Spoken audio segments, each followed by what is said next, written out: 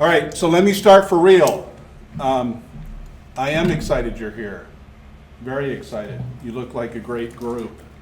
I'm Mark Bradley. I'm the one who's been mail bombing you for the last probably couple of years if you've been on our list for that long.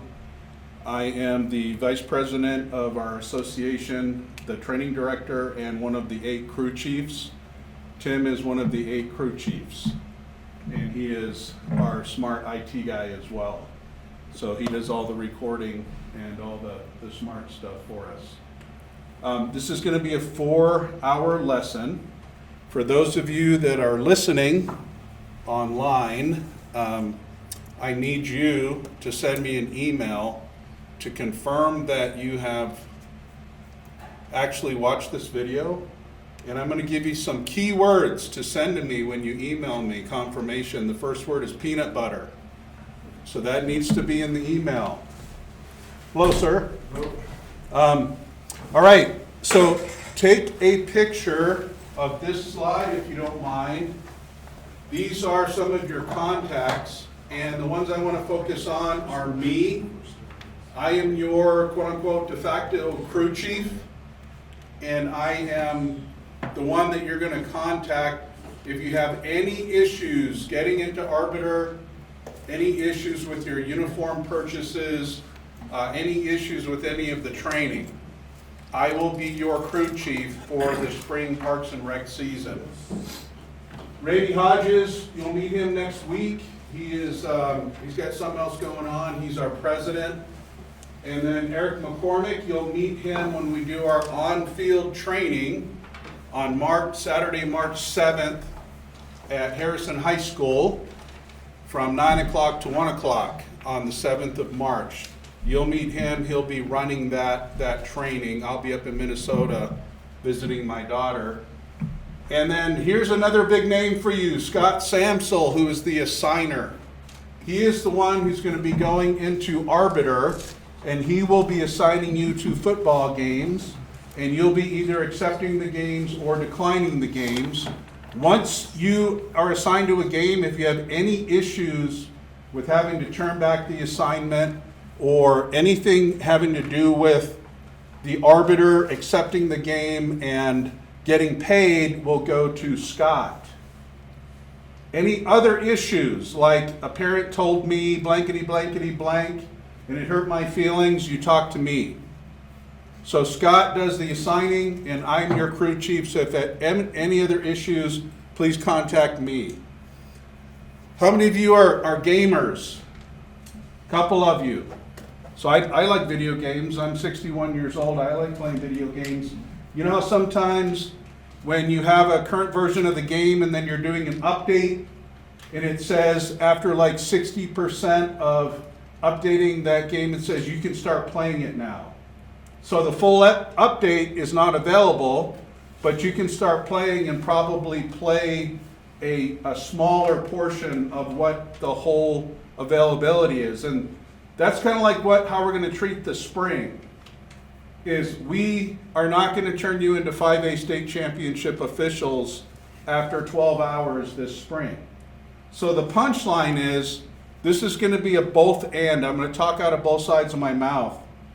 We're going to recognize that you're at the very beginning of a long journey. It's almost like you're trying to learn Chinese. Does anybody speak Chinese? Okay, good. You're trying to learn Chinese, and this is your first day in class. And so you're not going to be fluent in Chinese after 12 hours. You can maybe ask where the bathroom is and, some other things, but we are going to get you good enough to where you can step on a Parks and Rec field starting the week of March 16th, and you're going to be effective and you're going to do a great job, but there is still going to be so much more road that you're going to have to cover.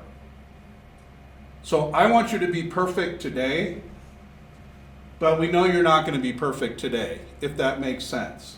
So in your heart and in your psyche, you need to say to yourself, I am going to be the best official this city has ever seen. And I'm going to work my tail off to get there. But if you're a perfectionist, if you're used to always succeeding in everything you do, This is not going to be one of those things. You're going to fail 100 times every time you step on the field. So you need to give yourself permission to fail. You will not be a rules or mechanics expert after only 12 hours. I would love it if you would go onto my website, artofofficiating.com, and read every Ready for Play article and watch every available video. And then, since I'm your crew chief, you get to send me an email anytime you have a question. You can send me 1,000 emails. Anytime you have a question, you send me an email and say, I'm reading this, it makes no sense. What am I reading, and why do I care? All right? For the spring season, your only cost will be the uniform and the equipment items, and hopefully all of you have watched the uniform and equipment video. By the way, are you guys still strangers? Are we still strangers? Can we consider ourselves strangers? Is anybody not a stranger to me? You're all still strangers? Okay, because my wife gave me this big bag of candy, but you have all been taught don't take candy from strangers, right? So eventually we're going to have to change that relationship so I can give you candy. But where do I find, for one piece of candy, where do I find a list of uniforms and equipment? Don't just say it out. It was on the next page after the uniforms and equipment video. Can we get at least a golf clap? Yeah, very good. Of course, Carter. What's your GPA? 3.6. There you go. See, that makes sense to me. All right. So if you watch the uniforms and equipment video, which you will have to, if you don't, you will fail in buying your uniforms. But there is a link to an Excel spreadsheet that gives you a list of uniforms and equipment. So you can just kind of check off. And you won't have to buy everything for the spring. So we'll have a short time in this lesson to talk about the uniforms. We have 12 hours. This is going to be a fire hose. I do recommend you just take notes, as many notes as you can, and then watch the video when we put it online and watch it again and take more notes. And if something doesn't make sense, you email me, because we don't have a lot of time and I'm just going to firebomb you with information that you are not familiar with, even if you played football. If you coach football, I guarantee this is going to be new, because that is the testimony of everybody who has either played or coached. I thought I knew the game. I don't know the game, because we're looking at it now from an official's perspective. We are not going to go into the weeds, and I am going to tell some white lies. So there are some nuances in the rules book that I'm not going to say anything about it. And if you imagine penguins on an iceberg, everybody has a different size iceberg. Mine holds like 2 penguins. Yours probably holds 200 penguins. But there comes a time when the iceberg is completely full, and what happens when another penguin jumps on the iceberg? One has to jump off, gets pushed off. So there is a moment of saturation. And we don't want to discourage you to the point where you say, I didn't sign up for this. This is way too hard. I went to high school or college or got my doctorate and that's not me. Got my doctorate from Oxford University, and I've learned 10 languages. I don't need to add this stress to my life. And we don't want you to be discouraged. We want you after the spring parks and rec season to say, I can't wait for the fall season. That's what we want to have happen. So I may make an absolute statement, and it's not really true, but for your position in training right now, it will be true. I'm not going to talk about momentum exception. I'm not going to talk about, first touching and go into that rule. There are a lot of things in the rules book we just won't cover. And if it happens in the spring parks and rec season, then oh well. We'll be fine. And this is one of the big punchlines here, is you get to decide whether you are going to be good at your craft or whether you're going to join a long and distinguished list of mediocre officials who will literally take their uniform out of their bag and not even put it in the dryer to get the wrinkles out and get their gear and walk on the field without breaking open a book. They have no idea what the rules say. They have no idea what the mechanics manual says, but because we have a shortage of officials, they get to officiate. And candidly, it makes me sick because players and coaches work their fannies off and we owe them our best product.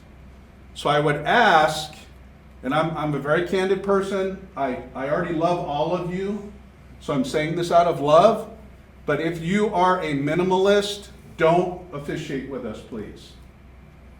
If you're not willing to put effort in, and if this is like party number 25 on your list after washing your cat, we can do better.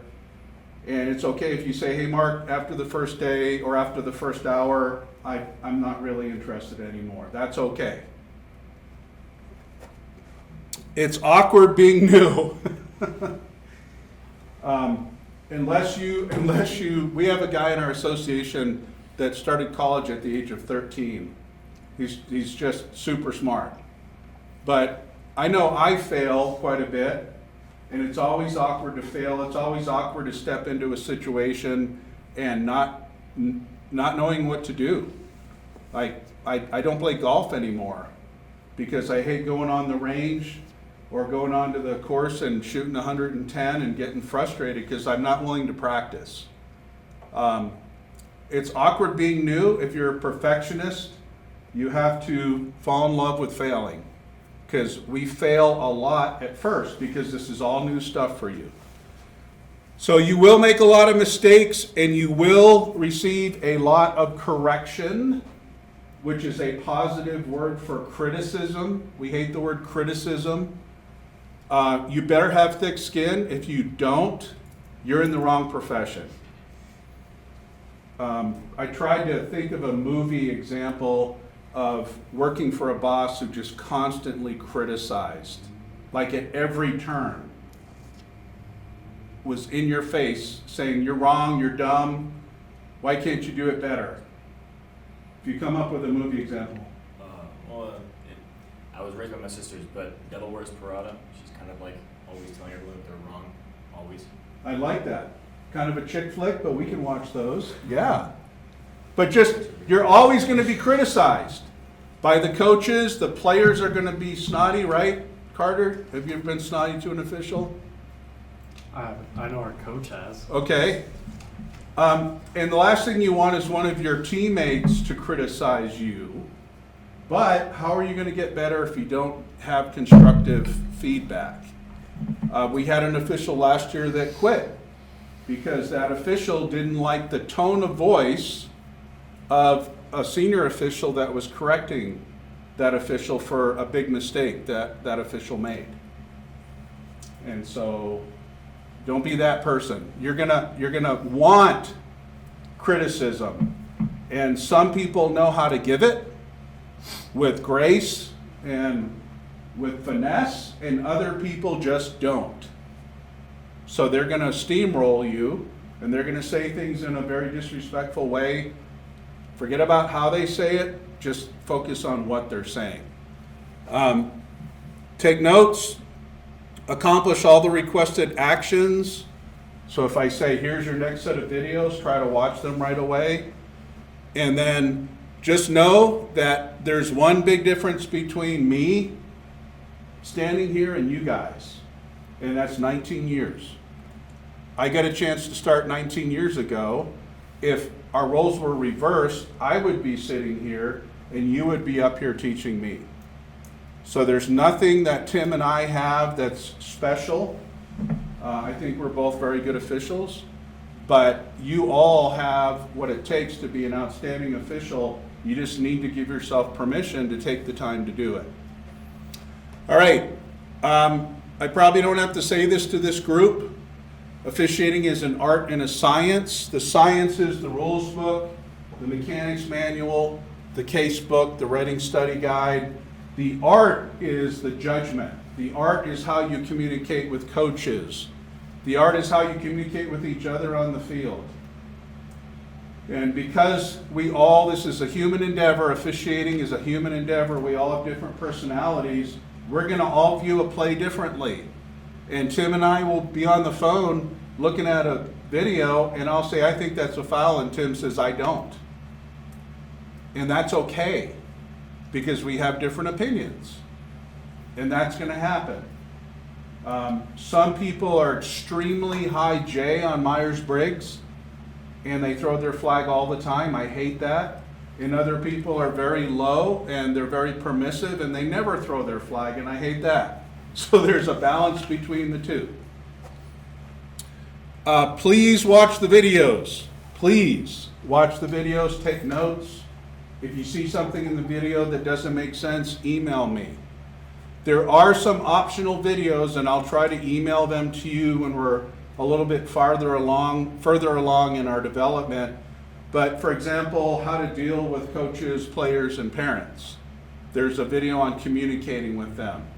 Parks and Rec is more like the Wild Wild West than the fall season, because the parents are right on the sideline, and with social media and COVID, it almost seems like, we're on fire all the time, and we're not polite to each other, we're not patient, and so there's a lot more buffoonery that goes on in Parks and Rec than in the fall season. So this is good for you, because you get to be thrown into the deep end, and you get to experience. It's like having two kids, where the first kid is just a terror, and the second kid is very docile. And if you have that experience where you've got at least two kids. So there's a lot of content on Art of Officiating. Instead of scrolling Facebook, just go on the site and read one of my articles. There are ready for play articles. If you go on the home page, on the top right, there's an RFP, and you click on that, and I think I'm up to like 170 articles now that you can read, and they have quizzes at the end, and I hope it'll just help your development. The spring Parks and Rec season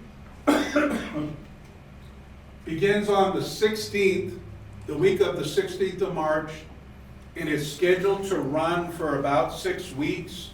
It always goes over because we typically have weather cancellations. So there could be a Saturday or a Friday night where there's just too much snow on the fields. We play games, and this is all information from last year. So we're expecting that last year will just be repeated. It is Tuesday through Saturday at Venezia Park up off of Briargate, and also Memorial Park off of East Pikes Peak Avenue. Memorial Park is grass. There are 4 fields, and those 4 or 5. Last time I did it, there were 2 locations. I want to say there were 6 fields. 6 fields. 5? There's 5 or 6. 5 or 6. On the other side, and then there were Yeah. 4. Whatever it is the right answer. But I did my math before, and based on the number of officials on the field, on a Saturday, we have 23 football officials at the same time at 2 different locations, Venezia and Memorial. 3rd and 4th grade and 5th and 6th grade, so that's 3rd and 4th combined, and then 5th grade has a division and 6th grade has a division. We have 3-person mechanics, the referee, and we're going to talk about the positions, but the referee and the 2 wings, the head linesman and the line judge. And then for 7th and 8th grade, we add an umpire, and the way it works is 55 for 3rd through 6th grade. So for example, 3rd and 4th grade, they get 1 coach that stands on the field, and half of the time is picking Johnny up physically and moving him over and putting him in the right spot. And if it's a beautiful sunny day out, I don't know why somebody would work at McDonald's for $15 an hour where you can officiate a game in the sunshine that lasts about an hour for $55. So that's pretty decent. Now, hopefully you are putting all that back end work in, so it's not just the money you get paid on the field. And then $65 for 7th through 8th grade. I hope you all come back in the fall, except Carter, you're not invited. But I hope after you graduate, you come back. We'll see. It depends with college too. Oh, that's right, you gotta go off to school. So, well, we'll see you on the field, Alabama and Michigan, right, or something like that. Hopefully. I appreciate you being here with us. In the fall, our training schedule is going to start on June 30th. It's the last Tuesday in June. We're going to do 4 Tuesdays, most likely at Cheyenne Mountain High School, because they give us a classroom, and then we get to use we won't be able to use their turf field, but we'll use grass fields beyond that. We're going to go for 2.5 hours every Tuesday night, and then the last Tuesday in July is when you actually get drafted onto a crew. So we have 8 crew chiefs. Tim and I are crew chief. You'll be drafted onto one of 8 crews, and then the season begins at the end of August. We have a state clinic the first week of August. We have association meetings. We have crew meetings. And then we start officiating football games. We do Parks and Rec. We do middle school. Some of the bigger, well, all the bigger schools have a 7th grade team and an 8th grade team. So you'll be assigned a double header. The smaller schools like Calhoun and Ellicott, the smaller ones, the small towns only have 1 middle school team, so you'll just do 1 middle school game. For the fall, you will start paying money other than equipment and uniforms. It is $70 to CFOA, and then this should say $30 to us. We just raised it by $5. $30 to us, and then with CHASA, the Colorado High School Activities Association, you pay them $10 for a background check. We pay $10 for the right to use Arbiter, each one of us, to do our assigning and our payments. And then $7 for insurance. So this total is $127 that you will pay in July to get started. In July, you will get a 2026 rules book, a 2026 case book, and a 2026 Reading study guide. The Reading study guide is the big book that one of our officials has moved up to Denver, George Demetrio, is the author. So we've had the fortune of having him in Colorado. Our website, csfootballofficials.com, if you would write that down, csfootballofficials.com. That is our association website, and that has a lot of information. So let's talk about Arbiter for a second. Arbiter, when I first started back in 2007, there was no such thing as Arbiter. Everything was Excel spreadsheets and phone calls and emails to do scheduling. Now we have this nifty thing called Arbiter.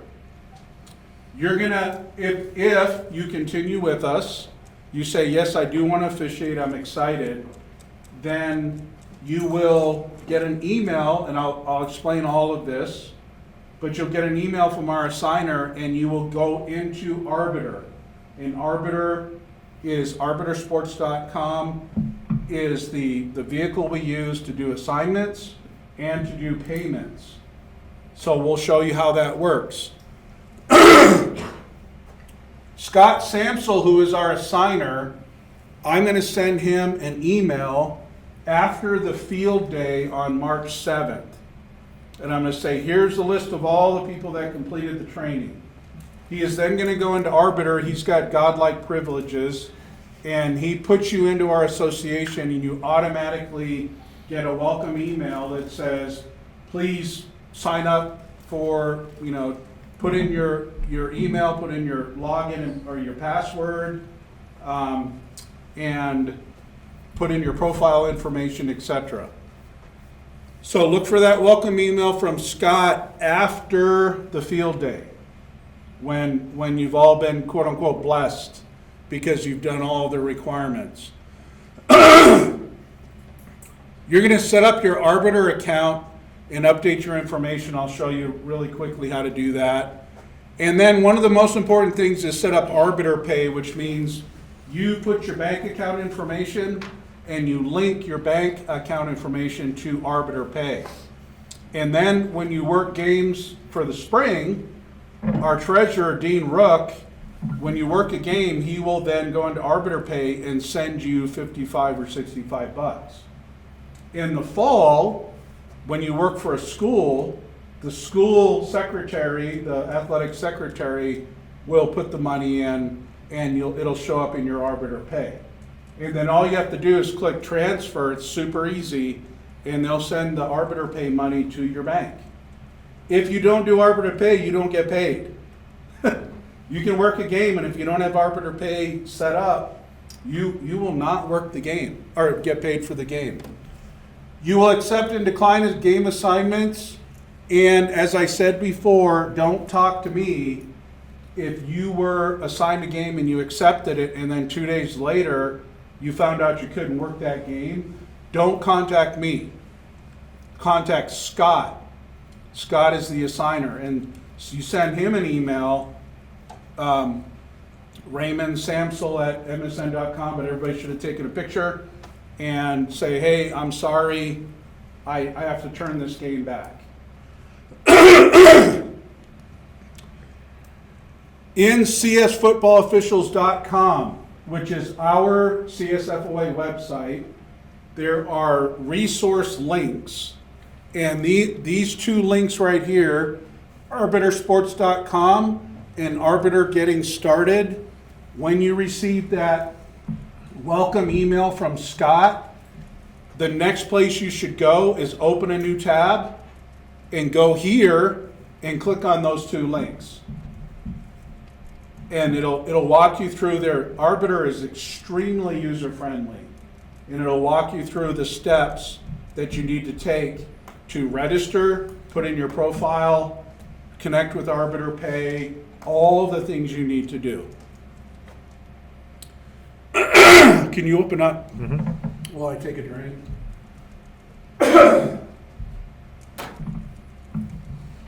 Right, so this is Tim's Arbiter account. One of the things I'll show you when we go back to the slide deck is this says ready to be assigned. You have nothing to do with CHSAA, and you have nothing to do with CFOA in the spring. They don't know you exist.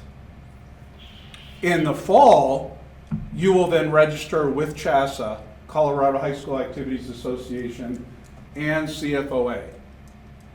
But for the spring, it's just us, and we are SCFO. That box needs to be checked for Scott Samsel to see your name as somebody who is available to be assigned. Okay? Over here is profile, so can you click on your face there?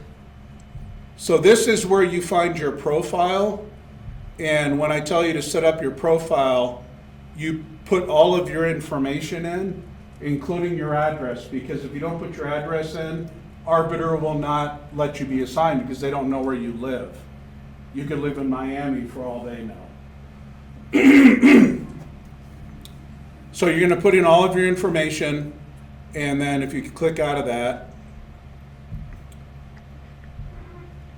Another thing is here's where the schedule shows up. So when Tim clicks on schedule, you'll see a lot of his former games. If you do past. Arbiter holds on to game. I see games way back like 16 years ago on my list of games for some reason. Some of them are still there. So you can see here with Tim, a lot of his old archive games. This was 2016.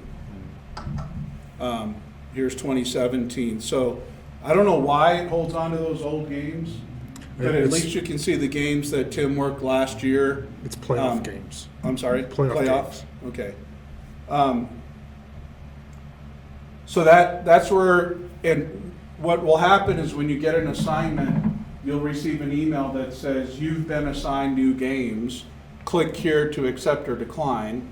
And then it'll come up on the schedule, and at the very bottom, you either click accept or decline. And then if you decline them, you have to put a reason. We don't care what your reason is. You could put because. You know, we're not evaluating you. You're an independent contractor, and you get to work the games you want to work. And I will say right now that my value system is football does not come first. A quick story about myself. Many years ago, I did basketball in the winter, girls lacrosse in the spring, semi-pro football in the summer, and high school football in the winter. And they overlapped. So I was constantly going to meetings or going to games. One day I picked up my bag to go to another basketball game, and my wife started crying. And I said, "What's wrong?" And she said, "I miss you." So I am going to be the first one to say that put your family first. And if you have other things, other hobbies that you like skiing, for example, don't feel like if you don't work 50 games that we think poorly of you, because that's not the case. You get to work as many or as few games as you choose. Now, if you work few games, your development is not going to be as fast as somebody who works a lot of games. And that's just the reality. So if you choose to work 10 games a year for 10 years, and then in your 10th year say, how come I'm not getting any playoff games? The answer is probably that your development is very slow. So work as many games as you want, and there are ways to go into the master schedule and find games. If your crew chief didn't assign you games, you go look for open assignments, send a note to the crew chief and say, hey, can I get on this game? And a lot of times the crew chiefs say, thank you, I'm desperate for somebody. All right, can we go to blocks, please? Oh, go to payments. So payments is where you're gonna get paid. You're gonna set it up with Arbiter Pay. Tim should have a 0.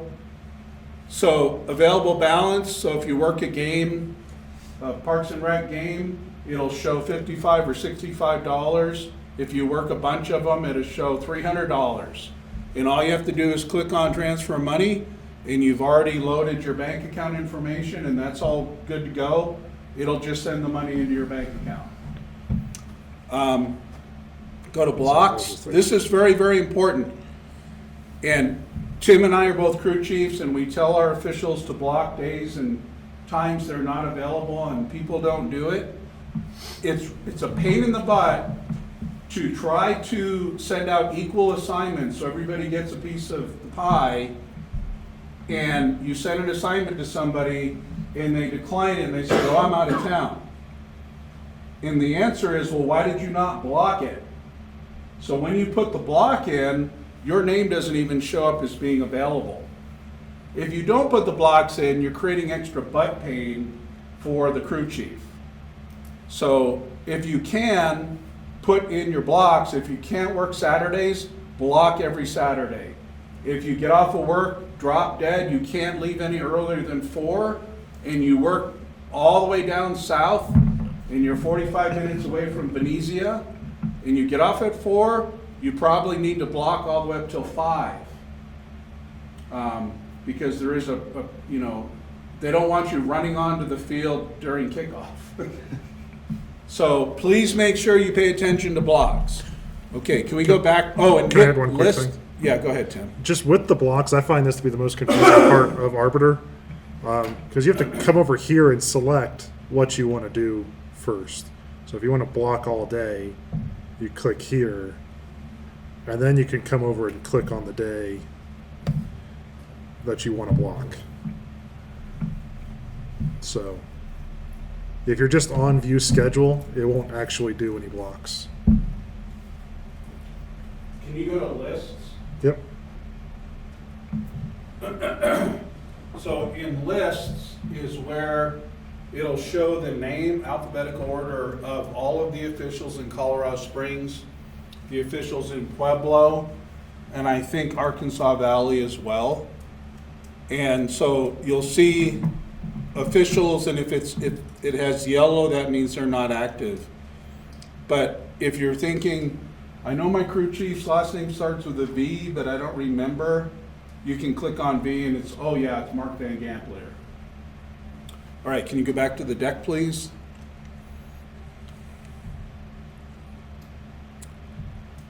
So when you get into this page, this home page, you're only going to see SCFO because you're not yet known to CHASA or CFOA. And you click on your cranium to, I do want you to load a picture of yourself because, you know, if I go to a field, hopefully I know that the guy over there wearing stripes is with me. But it's nice to know what that person looks like so that you can walk up and say, hey, I'm Mark, and shake hands and kind of, I'm a very visual learner, so I like to build a mental picture of what I'm going to be doing even the day before. So I look at your face and then I start to picture you officiating a football game with me on the field. I know I'm stupid, but that's kind of how I operate. So I like to have you put your picture in and don't have it be, you know, at your frat party, have it be semi-professional. All right, let's talk uniforms, and the folks that are listening, I'm sorry you won't be able to see any of what I'm showing, but the second word, if you've made it this far, is jelly. So I'm going to ask for the keywords. The first word was peanut butter, the second word is jelly. And I would encourage you to go on the uniforms and equipment video, and if you have any questions, then ask. The rest of us are going to be looking. Anybody want candy, by the way? Anybody hungry? There you go. All right. Okay. There you go. And if you don't like what I throw, you just throw it around the room. Anybody else? Okay. So let's quickly talk through some of the highlights of your uniforms. I didn't bring pants. That doesn't mean you can officiate without pants, just to be clear. But the pants are black pants with a white stripe on the side. The shorts are black shorts. If you buy black shorts, and they will be for sale, with a white stripe, I will laugh at you the whole game. I won't even be looking at my key because I'll be looking over you, pointing and laughing. So wear black shorts, no white stripe. And I just got a pair of golf shorts or coach's shorts to go with my uniform. The shirts, here's a copy of a short sleeve shirt, and you want to buy the short sleeve shirt with the sublimated American flag. Some companies still sell the shirt without the flag, and then they sell you the flag, then they want to charge $100 to sew it on, kind of thing. So this is the short sleeve, it's lighter, and what I've heard is that Honig's has a sale now, and I think the short sleeve is $45 and the long sleeve is $49. So here's the short sleeve, and then the long sleeve is a little bit thicker. And it has the sublimated flag. For the spring season, if you're still dipping your toe in the water and you're not really sure you want to make this a profession and, you know, retire when you're 60 years old or older, it's okay to buy one short sleeve shirt as long, and then wear, if it's cold, wear like a long black sweatshirt sleeve. That's okay. Or if you can't afford to buy the two shirts yet, then you can buy the short sleeve and just wear something thick and black underneath. We can't do that in the fall but in the spring, we're gonna play a little bit more loose with the uniforms. This is the down indicator. I would not buy the down indicator that has the sweatband, wristband. Just buy the one like this. We put it on our finger, so I'm right-handed. So when let's say I'm a wing and I square off and I'm walking onto the field, here's the, start the 40-second play clock. When I put my hand down, I just flip it to the next down. So this is first down, second down, third down, fourth down. So everybody has a down indicator to keep track of the down. As a crew, we confirm downs after every play. The bean bags, I have a black one, a blue one, and a white one, and I actually have 2 blacks and 2 blues. I always buy 2 of something just so I can loan a piece of equipment to a crew member who forgot or lost it. When you wear your beanbag, you don't wear the emblem on the outside like this. You cover it so it looks like this on your belt. And I would buy at least a black and a blue.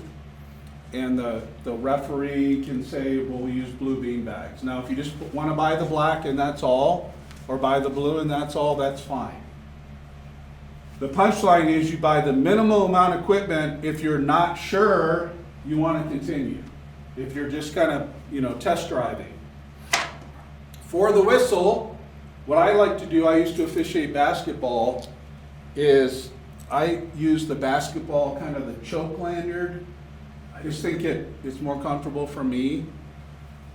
And then this is a Fox 40 whistle with the rubber mouth guard. Buy the Fox 40, do not buy another whistle. Because the Fox 40 is the best whistle and there's nothing else that compares. You could possibly buy another brand, but I'd say buy the Fox 40. If you buy the whistle with the little P in it, you probably bought it from a secondhand antique shop, because I don't even know if they make them anymore. You can also buy a finger whistle, which I used a finger whistle for probably my first 7 years, and then I went to a lanyard. What do you use? Lanyard. Lanyard. There is a big risk to wearing or using a finger whistle. What would that risk be, or what would the problem that many of our officials still demonstrate when they wear the finger whistle? Dropping it. I'm sorry? Dropping it. It could break and fall off. Signaling. What? Signaling.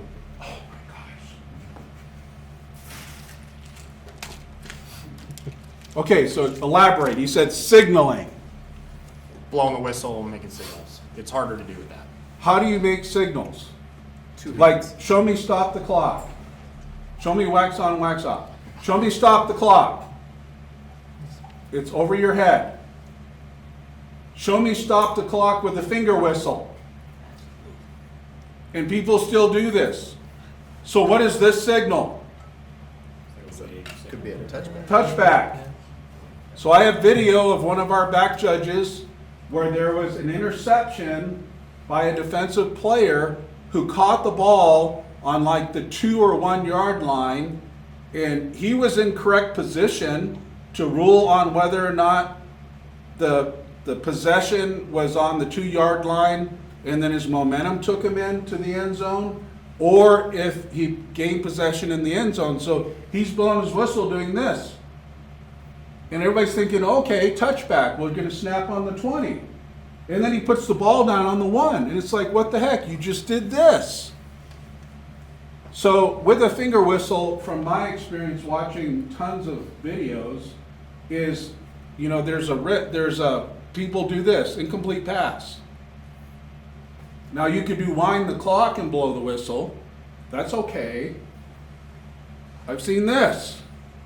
Touchdown. So they'll go beep, and that just doesn't look right. You can use a finger whistle, just don't do one-handed signals. Next level, right there. All right. You will buy a long toss flag. When I was a rookie, nobody ever talked to me about buying equipment. They just said, buy your equipment. So I had to figure it all out. So I bought this 19 years ago, and you could see it had a weight that was sewn in the middle. And when you go to throw a cloth flag with the weight, it goes like 5 yards. This is a long toss flag. You will buy a long toss flag. Now what I did was, some of the long toss flags don't have a big weight in the front, it's kind of wimpy. And so I took my old long toss flags and I took this all apart and I put some more lead shot. So like if you're a hunter and you have shotgun shells and you have like T-shot or BB, or I'm sure you can find it on Amazon. I augmented a little bit more. Now this is kind of dangerous. I hit a player in the neck a couple of years ago, and he's like, "That hurt!" But you want your flag to be able to toss. You know, you don't want it to be a wimpy toss. So this is a long toss flag. It's black on the end because we stuff it in our belt. We don't want the penalty flag showing, because then the thin-skinned triggered people in the stands think that we're out there just looking for excuses to throw our flag. And that's not the case. This is the container that you're going to use for your game card. Now there are game cards that you can buy that are plastic, and then you buy a grease pencil. I tried that, I didn't like it. So I went on Amazon and I bought a bunch of these little stubby pens, and I print my own game cards on cardstock. And if you go onto my website and you go into the resources, there's a link that has a ton of game cards. When you are on the field, you will write down like the coach's name, your ball person's name. If you work a chain crew, I invite you to write the chain crew's name, because when you use somebody's name, there's just a better rapport than if, hey dude, hey you with the white hat. You write down the score after every score, because there are no visible play clocks in Parks and Rec. You write down timeouts. You write down anything that's goofy. So let's say you're on the sideline and you and I cannot talk. You write down, something to remind you to ask me a question at halftime. And I'm doing the same. I'm writing down, hey, great job on the goal line, or something like that, so we can debrief that. And that's your game card. The pre-printed game cards, and if you want, you can, instead of looking and trying to pick one out, just send me an email and say, hey Mark, can you send me your game card? And then I'd be happy to. And I print them out on cardstock. The only negative things is if it's pouring down rain, it kind of screws it up, but by that time I'm in a fetal position with my thumb in my mouth. I'm not really concerned about my game card. Nobody told me what to buy, so I bought this plastic disc, which then has to ride around in your pocket. And a lot of the schools already have clips on their chains, so I put this in my pocket because I was a linesman, and then I have to carry this around all the time. So I should throw this in the garbage, but I use it as keep it as a visual aid. This is the clip that I recommend you buy. This that has the yard line and the little doofer that shows the yard line, it's never, ever, ever, ever, ever used. So, this could even just be, if you have something at home that is a long piece of cloth at the end of a clip, you can use that. Doesn't have to be this. And then what I do is I add a carabiner, and the purpose of this is when we do the quarter chains, and we switch the chains, I will take the carabiner and I'll stick it at the exact location of the box, the down box that shows first, second, third, fourth down, and I just put it on the clip, and that way, when we change sides, we just find this carabiner and we put the box right there. So that's just a small thing that you can do. So, any questions about the equipment? Watch that video. If you try to buy equipment and you have not watched the video, you are wrong. Okay, so be right.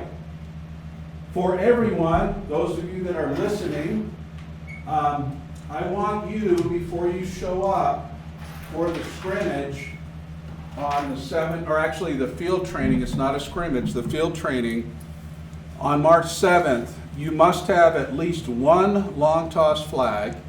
You know, by the way, what I do with this cloth flag is I fold it up and I put it in my left pocket. So it's not that I wasted money. I've only thrown 2 flags on a play twice in 19 years. But I want to have it available. So I fold it up, I put it in my pocket.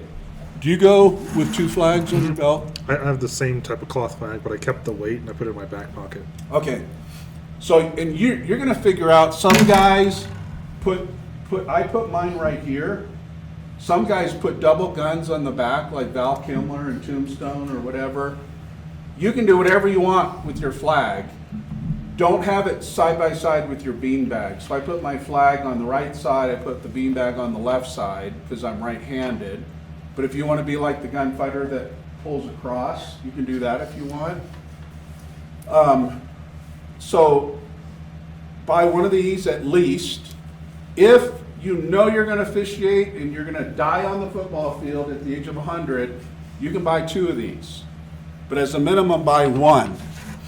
I don't know why I brought this. As a minimum, buy one Fox 40 whistle with a lanyard, if you're going to go lanyard style, or a finger Fox 40 whistle. One of the 2 or both. You can do both if you want and say, I'm just going to try them both out. But you'll need a whistle and then at least 1 beanbag, you pick the color. I'd say, I think you prefer blue, right, on your crew? We go blue on my crew. If you want to buy a blue and a black, they're not very expensive. But those are the items that you need to have on March 7th. You don't need to have your uniform because we're not officiating players. We're going through the mechanics training. Any questions? Yeah, I've got one question. Yes, So you sir. mentioned the 2 flag things. I feel like I've seen some refs like throw their hat. Is that an We example? never throw our hats. That is not a high school mechanic. Okay. When players go out of bounds, we'll talk eventually about illegal participation and the rules about an offensive team or defensive team going out of bounds. We do not have a rule in high school, first to touch the ball when you come back in bounds. That's not a rule. And so you'll see some high school football officials that will throw their hat. That's not a mechanic. And if you bring 1 flag onto the field and you have to throw a second flag, I'm sure you could throw your beanbag down, or you could throw your game thing down, or you could take a shoe off, and whatever you want to do to indicate I've got another flag on the field. You didn't talk about, sorry. You Go didn't talk ahead. about hats, did you mean to? Or? Oh, you're so smart. That's why I like having Tim. He's the smart guy in the room. Thank you very much. No fake hats, please. If you buy a fake hat that is the adjustable plastic, and you buy black shorts with the white stripe, I don't think we'll let you on the field. So buy the Flex Fit. I really like these Richardsons. It's a Richardson, and this says OFL 485. I get the large, extra large, because I've got a big Charlie Brown kickball head. And you can buy one of these hats, just one. And then eventually, I'm going to ask you to buy one of these so that we can ask you to white hat a game because you're so good and we need you to white hat and be in charge of the crew. So buy one of these. Thank you so much. All right. What, I'm showing you two pictures here. Same, Cherry Creek came down to play Doherty. I don't know why they would want to do that. And then this was a playoff game up at Shea Stadium. It was so snowy that while the ball was live on the field, there were men on the field shoveling while the ball was live. So we did a measurement, and it took us more than 5 minutes to shovel to find out where the 5-yard line was to put the clip, and then go to the opposite side of the field and find the 5-yard line and put the clip. By that time, the crowd's booing us because we're taking forever to do the measurement. This was about 110 degrees. As you can see, this is pre-game coin toss, and I'm about ready to fall down. I'm so hot. You all know in Colorado, it could be 60 degrees at 6 p.m. and 20 degrees at 7 p.m. So I would recommend every time you go Parks and Rec in the spring is bring gear as if it's going to be freezing cold. You may start the game with short sleeves and then the game with long sleeves and gloves. I didn't show you the balaclava. I didn't show you my nifty gloves. I didn't show you my nifty hand warmers, my long underwear, my multiple layers, but you're gonna have to get that to survive in Colorado. You all know what I'm talking about. You can expect to invest, it's pretty expensive. When you watch the video, I talk about shoes. Those shoes are acceptable if you wanted to wear those. We want them to be mostly black. I would not wear this on a high school football field, but I would wear this, and for you that are listening, it's a Hoka black shoe with a white sole. This is too white for me personally, but I would definitely wear this on a Parks and Rec field. So our standards go up a little bit for the fall. And you probably already have a pair of black shorts, hopefully. What I do is I would wear black shorts with a belt. So if your black shorts are just a drawstring, it's going to be hard for you to tuck your beanbag and your penalty flag in your belt. So my coach's shorts and my golf shorts both have the little what do you call them? Belt loops. The belt loops. And then I have a football belt. Any questions about uniform items? Yes, sir. What is the stripe width you want for the shirts? Oh, good question. For one piece of candy, in Colorado, what is the stripe width? 2 1/4. 2 1/4. How did you know that, Jeremy? I watched your video. He watched my video. Everybody do the whoop whoop. Yeah, Jeremy. 2 1/4 inch. Now, some of the websites, you can click on, there's a little link, and when you click on it, they show a bunch of states. And you click on Colorado, and they show Colorado's 2 1/4 inch shirt. And oh, by the way, you don't have to go with one manufacturer. I would go to Honix, I would go to Ready Ref, I would go to Umpire Attire, I would go to Smitty's, I'd go to all of the available sites. If you forget those names, they're on the list of equipment, and they're also on our website, the csfootballofficials.com resources. There are links to a lot of these manufacturers, and I would just snoop around. And some of these sites have packages where you could say, okay, I want one of these flags, I want one of these bean bags, I want one of these whistles, and you can create a package for a reduced price. So, good question, Carter. Thank you for that. Okay, it's 2:07. I see a couple of you reading the mechanics manual. I'm glad. That mechanics manual is like top level, mostly 5-person mechanics, but it batches. Mechanics is basically, where do I stand, how do I move, where do I look, how do I throw my flag, how do I blow my whistle. It's basically a soup to nuts story about how to be a football official. So don't think that just because it's 5-person mechanics and it talks about positioning, there's so much more gold in there that if you have time to read it. And then the Reading Study Guide, when I was a rookie, I read it cover to cover before my first test. There's so much that you can read. And then my website and the videos on my website. So if you are a voracious learner and you want to if you want to go from 0 to, 90% quickly, you have enough material. And then you have me. So I'm not saying I'm God's gift to anything, but I am retired. I do not go to a job every day. And so I've got a lot of free time to answer emails and to do that kind of thing. All right, so let's talk about why you are here, why we have officials. There are three primary reasons, according to Randy Campbell, who is one of my kind of second-tier mentors. We want to facilitate the game.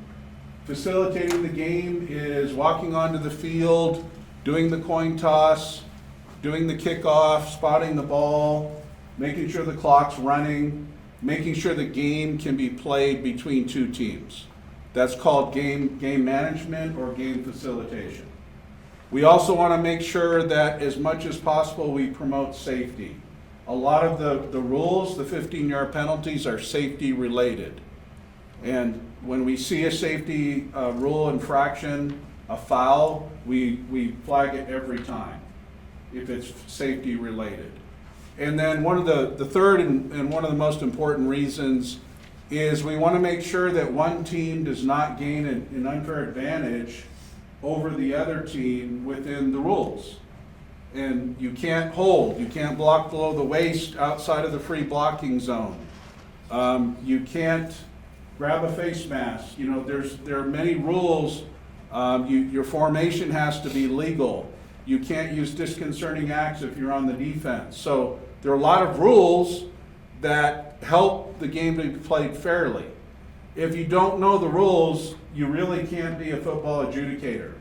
And that's why you need to study the rules and be a student of the rules, and we're going to get into some of the rules today. You've heard of a 3-legged stool, where if you take one of the legs away, you fall over. These are 7 legs of a stool. So I guess my analogy falls down when you pull one of the legs away and you can still sit.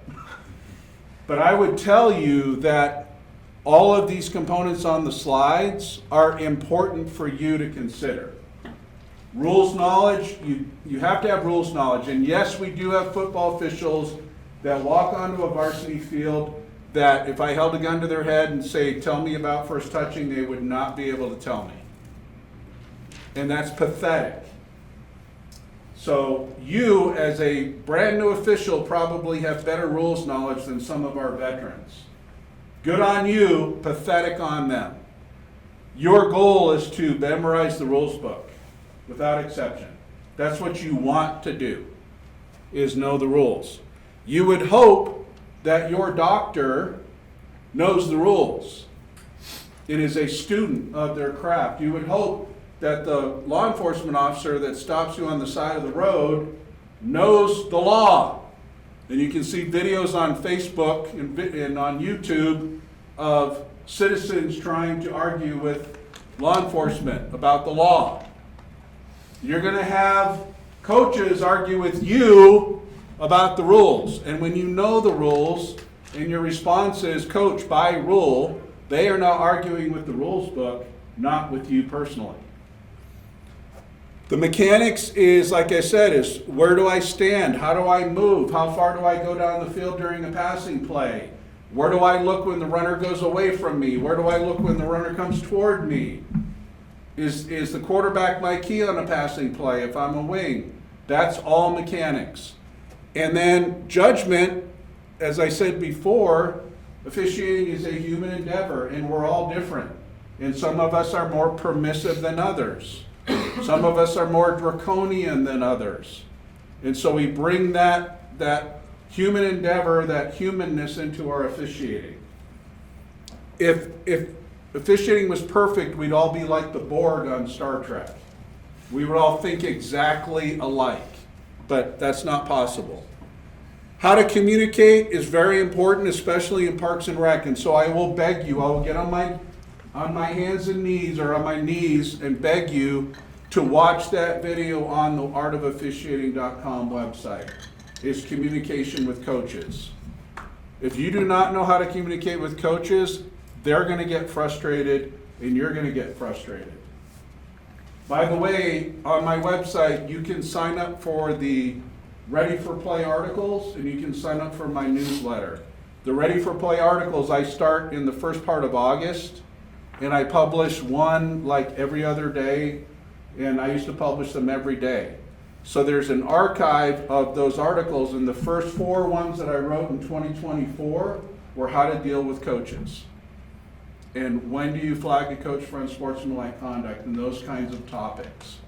So if you want to learn how to be a good official, go on that website and just start ingesting as much as you can. It's tough when you have an official on your crew that's a complete expletive deleted. That's really tough, and you don't want to be that person. You want to be coachable and teachable. You want to have finesse in your dealings. You want to be graceful. And it's tough when you're in a locker room and somebody won't listen. They're just so hard-headed, they won't listen. Don't make that be you. Your poise when you make a mistake, your resiliency when you make a mistake, your positive attitude, that's infectious, as we all know. Having somebody on the crew that's positive, and if they make a mistake, they'll say, yeah, sorry guys. They don't mope about it. I'm so sorry, I lost, I made us all look so bad. It's like, shut up. I don't really mean that. I don't mean shut up. And then fitness is a big deal too. You guys all look very fit. You could all beat me in any kind of a race. We're going to go really quickly through kind of our acronyms, our vocabulary. Rule 2 is definitions. As we're learning Chinese, as you learn any kind of a new language, vocabulary is important. Sentence structure and grammar is important. So when we talk, we're going to use a language that is different than what Carter uses with his teammates on the football field. We're focused on football, but our language is a little bit different than his. When we say the referee, we'll often say the R or the white hat. He's not a white cap. He is a white hat. He wears the white hat, or he is the referee or the R. If you are on the chain side, you are either the head linesman or the linesman. That's the same term.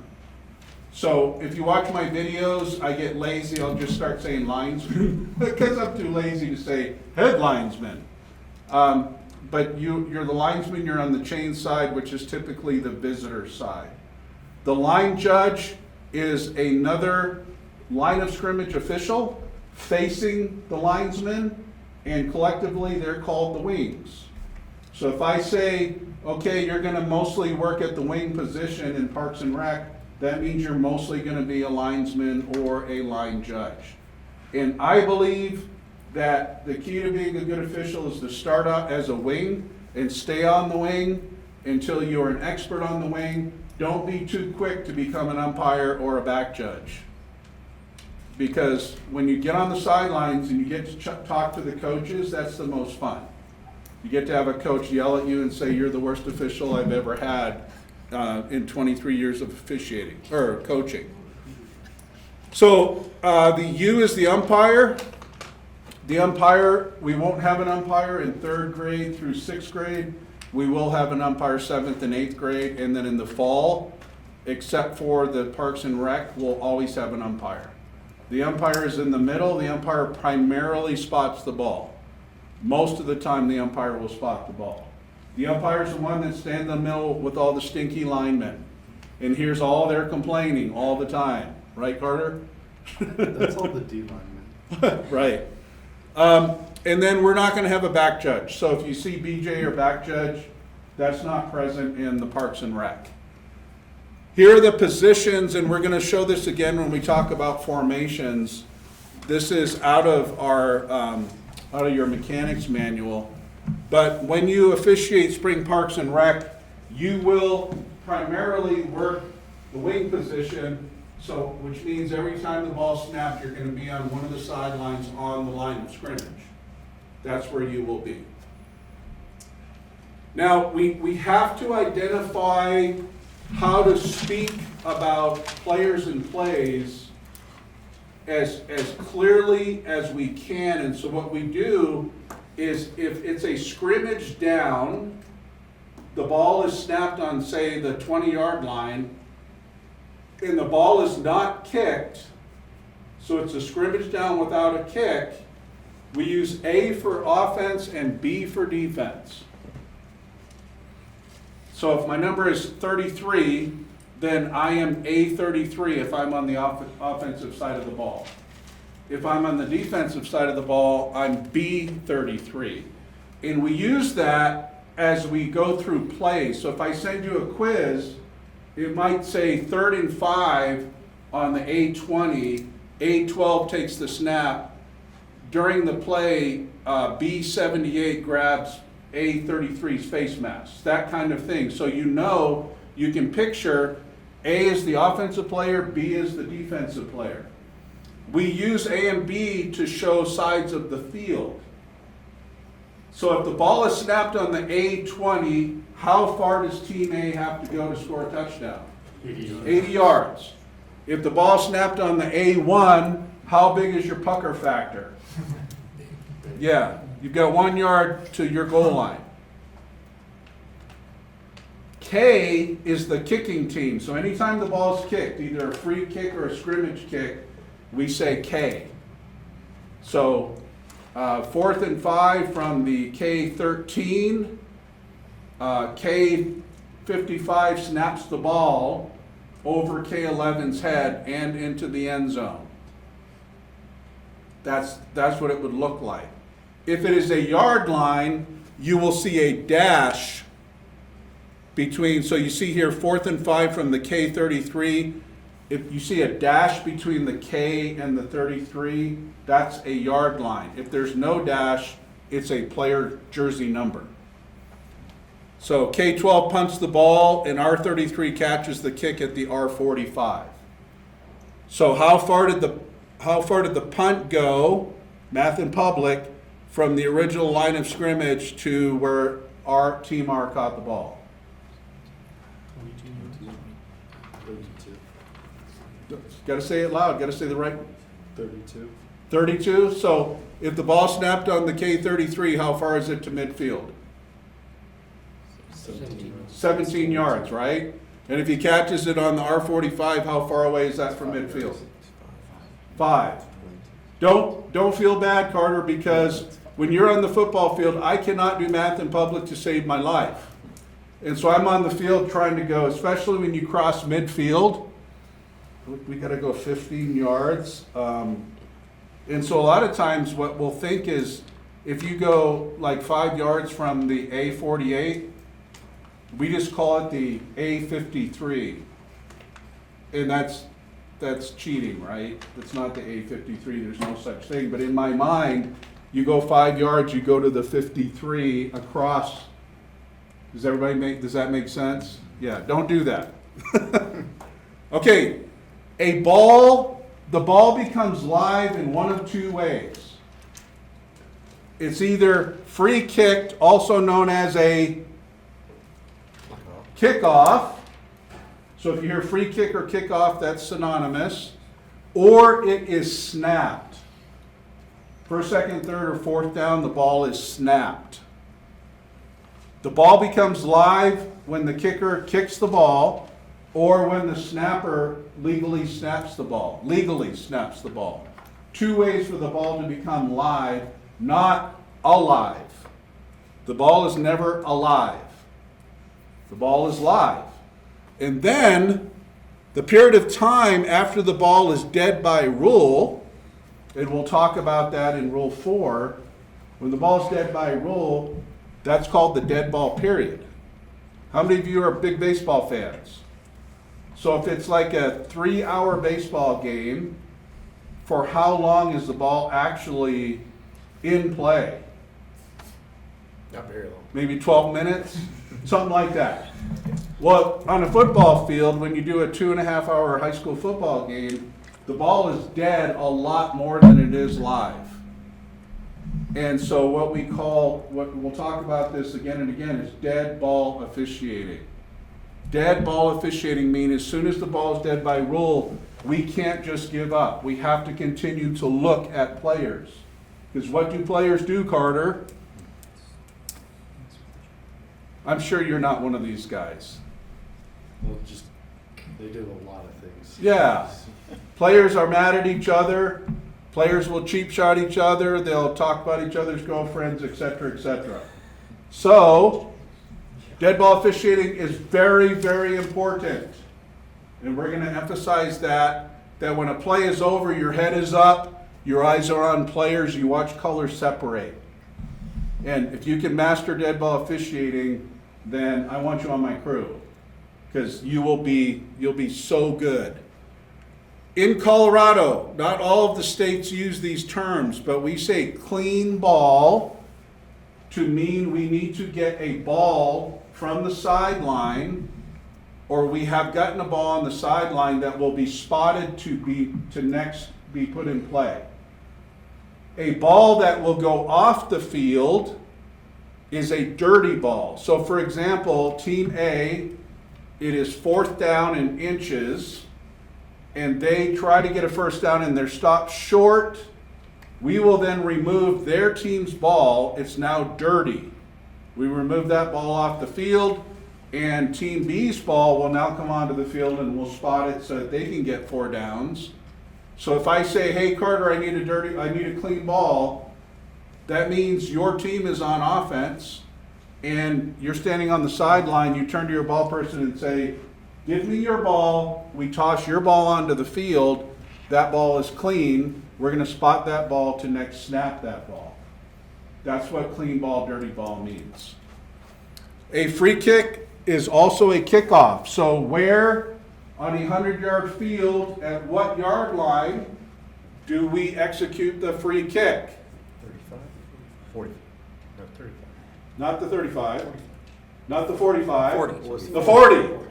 Right, so the K40 is where we will free kick the ball. And I'm going to show you in a 100-yard field, and we'll talk about where the team stands. So in high school, and oh, by the way, in Parks and Rec, there are not numbers on the field. There are not hash marks. You have one hash mark if you're lucky, if you paid extra, on every 5-yard line, if you're lucky. At Memorial, I think on the grass, if they've marked them properly, you will have a hash mark every 5 yards.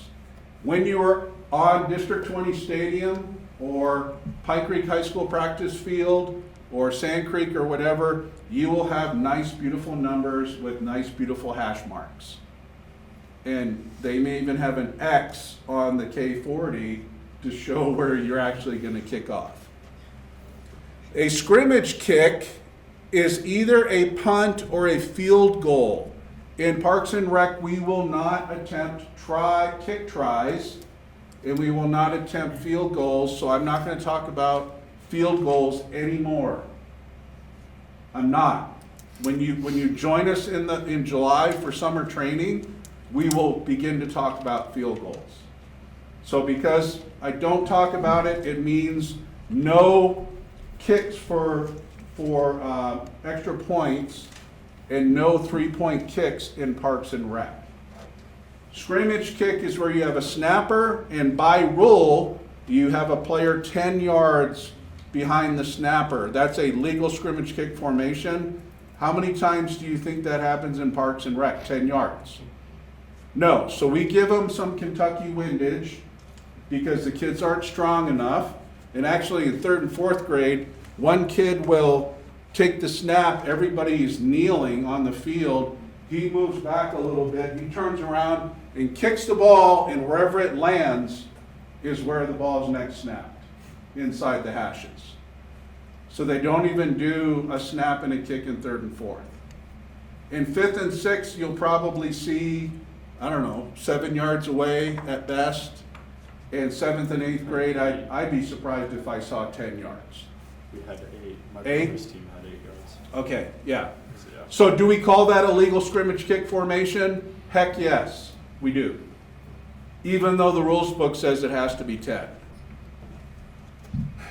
So in Parks and Rec, and this is, so don't even look at the slide deck, close your eyes. In Parks and Rec, if the ball enters the end zone and is caught for the try, it is worth 2 points. If you catch it and run into the end zone, or take a pitch or whatever and run into the end zone, the try is worth 1 point. That's Parks and Rec. Make sense? Okay. When I say ready for play, you'll see this, that's my email that I send out. It's called Ready for Play. So ready for play means that ball can now be snapped by either Team A or Team K.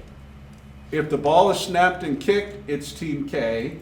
If the ball is snapped and something else happens, it's Team A.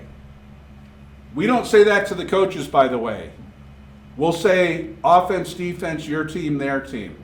The A, B, K, and R are so we can communicate with each other as we talk about football plays. So, ready for play, there are 2 ways.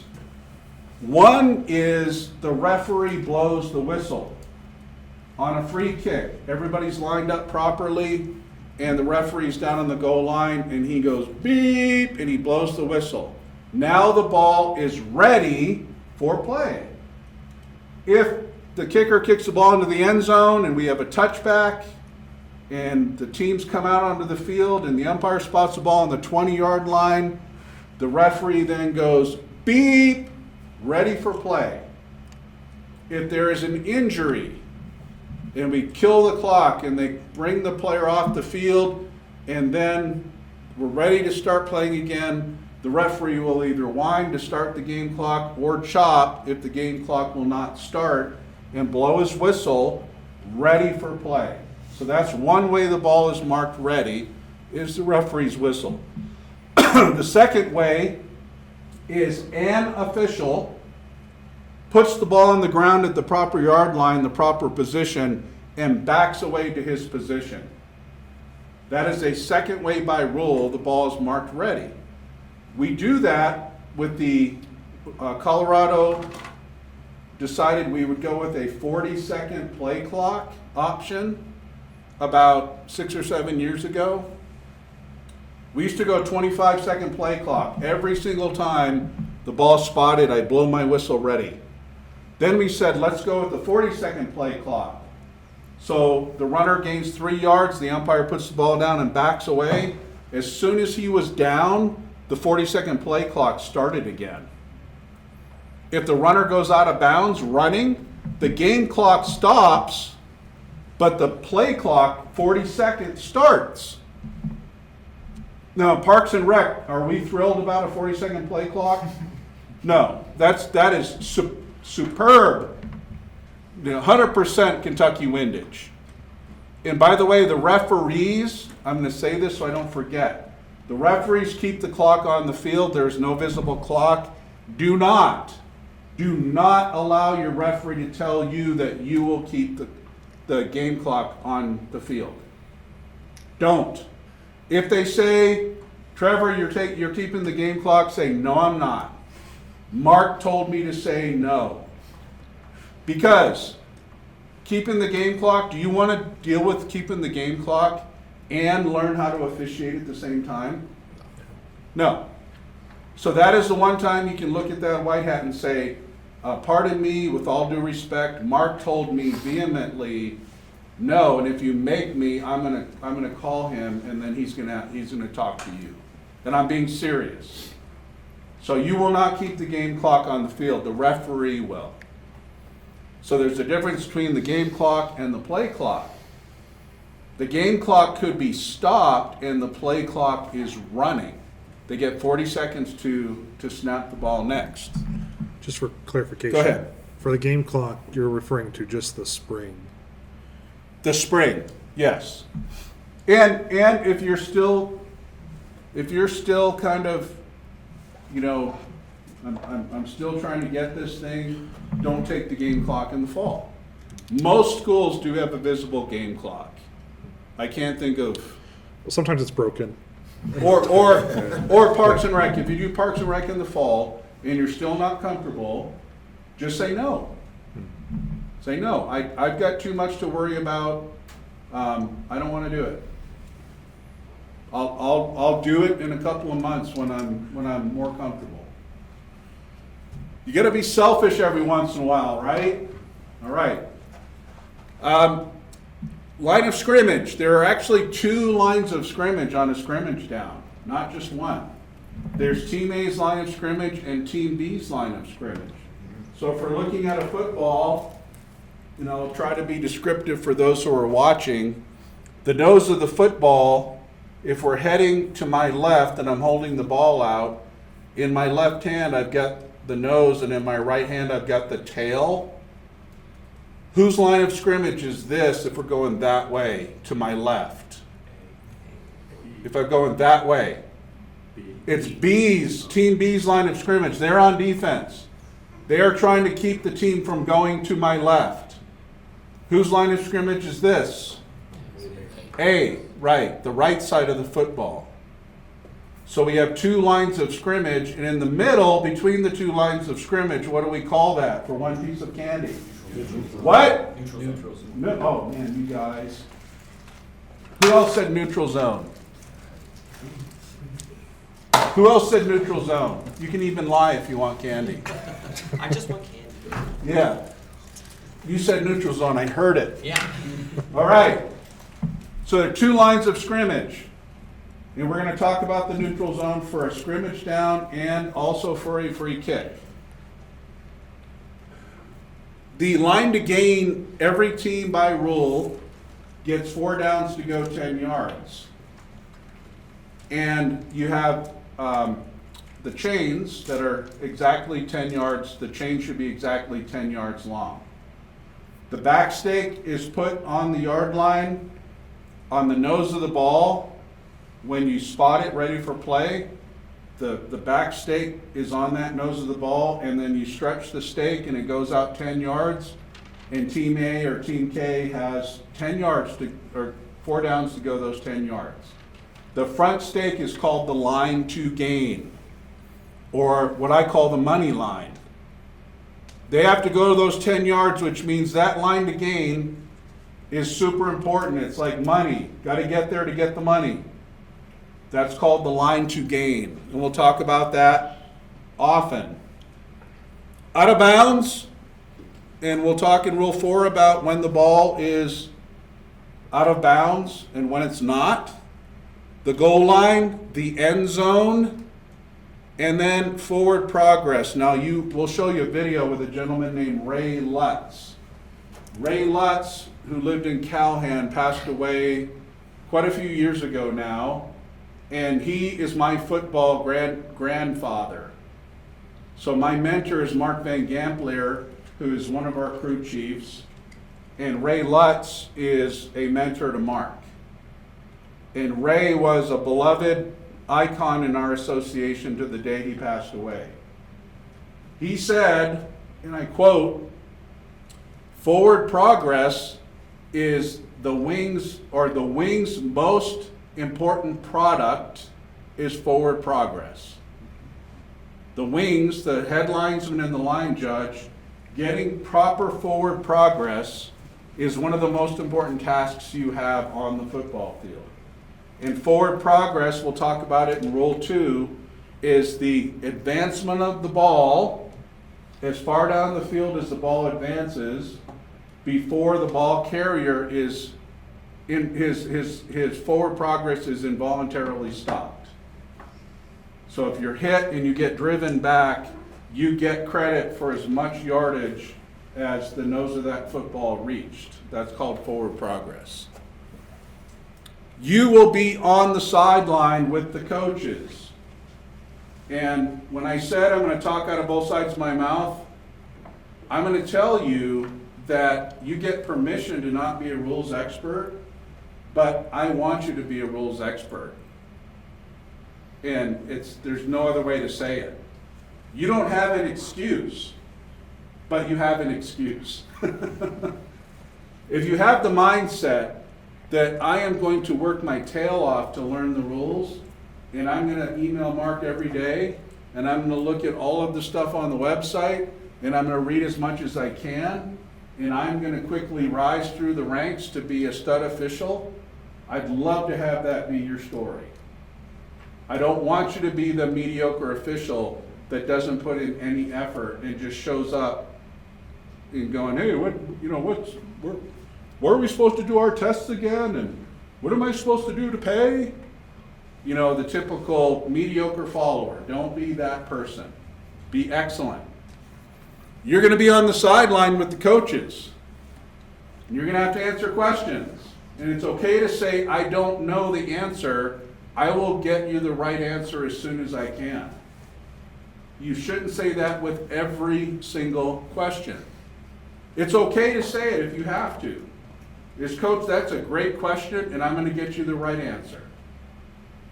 And then if he says, well, I thought you were supposed to know you're an official, it's okay to say, you know what, I'm just starting out. Just like you started out as a coach one day. You know, by the way, coach, why did you go for it on 4th and 15? Yeah, you don't deserve to yell at me. No, you never say that. All right. Penalty enforcement. When we mark off 5, 10, or 15 yards, that's a crew responsibility. And you as a brand new official can save the crew as a first-year official and say, wait a minute, time out, you bunch of lunkheads. Remember that the rules book says force is not a factor on kicks going into ours end zone? Oh yeah. Where did you read that? So you can save the crew. We don't expect you to be a rules expert, but I want you to be a rules expert. So I'm going to give you tons of grace, but then I'm going to say, hey, if you're studying the rules, you get the grace. If you're not studying the rules, then my response is going to be, why are you even on the field? Is that fair? Okay. And this next man up, I'm responsible for trying to get money out of people in our association. I still have 30 people from last year that have not paid their dues that are due on March 1st. That if they don't pay them, they have to pay a penalty. And many of them are not coming back, which means you could find yourself in the fall on a varsity field.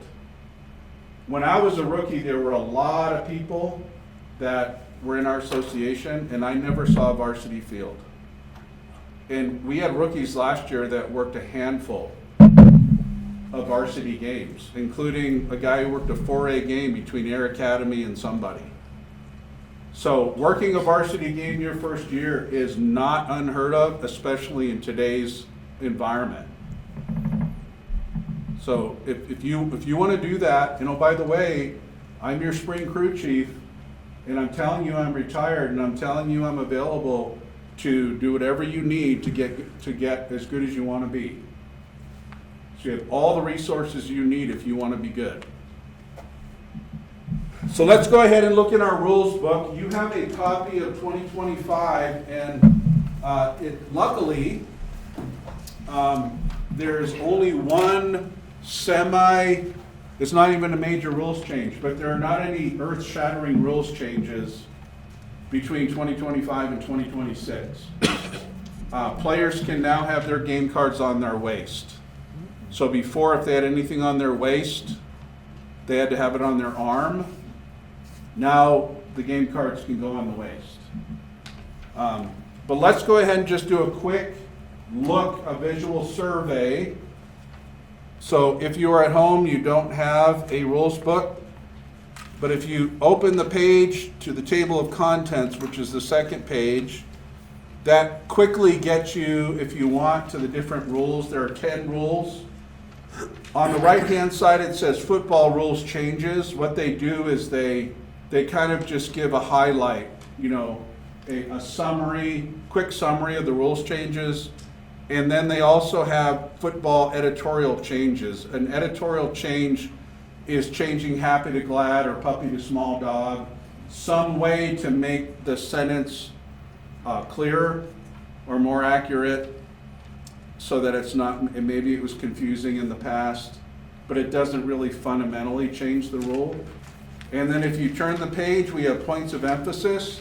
Every year, the NFHS, which is the National Federation of High School Sports, right?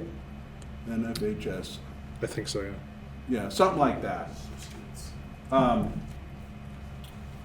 NFHS puts out these points of emphasis, and so if I talk to a coach, I might say, Coach, this is a point of emphasis this year. So in 2025, it was illegal and improperly worn equipment, sportsmanship, defenseless player, and targeting. Those were the 3 points of emphasis. Then if you turn the page to the football field diagram, and I'll show you one in a few slides, they have 11 player, 9 player, and 8 and 6 player football field. In Parks and Rec, 7th and 8th grade play on a 100-yard field. 6th grade, 5th and 6th play on an 80-yard field. And 3rd and 4th play on a 60-yard field. So midfield is the 30-yard line. You go 30 yards for a touchdown from midfield. Rule 1 is the game field players and equipment. So I'm going to go to the next slide. We're going to go through each one of these rules over the next couple of weeks, or this week and next week. So we're going to go through each one of these rules through Rule 10. And then there is a football fundamentals, and I would ask you to read that. It's after Rule 10, which is penalty enforcement.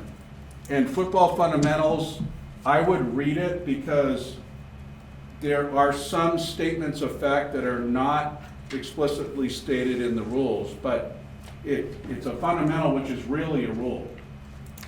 So for example, a live ball is always in possession of a team. So a live ball could be loose. It could be a loose ball after a fumble, a pass, or a kick, but it's still in a team's possession by rule. So you look at the fundamentals, and then after that, resolving tied games, don't worry about it till the fall. The rules differences, don't worry about it till the fall. The comments on the rules changes kind of amplify. I'm on page 93. Amplify the rules changes. And then there's a penalty summary chart. So you can look in there and see that holding is 10 yards, illegal block below the waist is 15 yards, illegal block in the back is 10 yards, helping the runner is 5 yards, etc. So that gives you all of the penalties, and it also gives the signal for the day that you were a white hat, and then you look on the next page, and those are all of the signals. And what I would ask you is, even though you're a brand new official, if you're on Mark Bradley's crew, I have the hardest brain farts ever. And like if you have illegal batting, I'm gonna go, dang it, what is that signal again? And you're gonna go, this is illegal batting. Oh, thank you so much. So if you study, that extra knowledge most of the time is not going to be used, but that one time you bail the crew out or you bail your white hat out, you'll be the hero. So that's the rules book. Here is the football field. This is what we're going to see at Venezia, but we're not going to see all of the nice markings. We're going to see a line every 5 yards. We're not going to see numbers. We're not going to see goalposts. We're not going to see the beautiful X on the restraining line for the Team K, for the kickers. I do want to point out that there is a coach's area, and the coach's area on a 100-yard field is between the 25-yard lines. Coaches and players cannot go between the 25 and the goal line. If they do, coach, I need you back, please. I need you inside the coach's area. Or I need you inside the team box. If they come and yell at you, say, coach, I'd like to listen, but can you get inside of your team box, please? I like Chick-fil-A, right? Please and thank you. So we're facilitating the game. We're not bowing up. We're not proving that we're better than them because we have a stripe and a flag. So coach, I need you in your coach's area, please. Coach, can I get you back, please? There is a team box and then the coach's area. This is 2 yards right here. This is where you work. You work out of bounds. You shouldn't be on the field if you're a wing when the ball is live. Don't be on the field when the ball is live. When the ball is dead, you can move onto the field. Now, the referee, umpire, and back judge are on the field when the ball is live. Wings, that should be a precept when you get your tattoo this afternoon. Don't be on the field when the ball is live. Because if I see you, I will respectfully say, Trevor, what are you doing on the field? When the ball is live. And you're gonna feel like you're gonna wanna creep. Stay out of bounds. And when you stay out of bounds, you need to have the teams and the coaches back so you have room to operate in your area. This belongs to you when the ball's live, the coach's area all the way down to the end line. Anything else, Tim, that I'm forgetting? All right, I've already said this, for 3rd and 4th grade, it's a 60-yard field. Midfield is the 30-yard line. Team R, during a kickoff, regardless of the field length, Team R is always at midfield. Always. Unless the ball's moved by penalty. If the ball's moved by penalty, like there's an encroachment and you move the ball, then those numbers will obviously change. But if not moved by penalty, then Team R is always going to be on midfield, and Team K is going to kick off from the 20, the 30, or the 40, depending on the length of the field. So it's going to be whacked when you're on a 3rd and 4th grade, and you're like, dang it. I remember looking on the sideline and going, okay, that yellow water jug is going to be my midfield. Because they don't put numbers out. You just got to do the best you can. Okay, so rule 1. I will tell you that rule 1, you can skim some of rule 1. If you ask me how many laces are on the football, I couldn't tell you. I don't care. If you ask me how much the ball needs to be inflated, I couldn't tell you. I don't care. But if you ask me if a player can wear a tinted eye shield, I do care. So when you look in rule 1, I would say read every word, and if it looks like it's important, maybe highlight it. If something is confusing to you, you can highlight it, write a note, send me an email. Say, hey Mark, I was looking through rule 1 and I have no idea what this says. What is it saying? As you go through rule 1, we'll eventually get to equipment and we'll get to player equipment, and that's what I want to focus on right now, is the player equipment. So I'm not going to bore you to death by going through every word of rule 1. I'm just going to hit the highlights here. Players can have a solid or clear mouthpiece, and the key here is they can only equip one mouthpiece. And this was a change that came out last year. It was an editorial change because what are high school players doing when they watch television?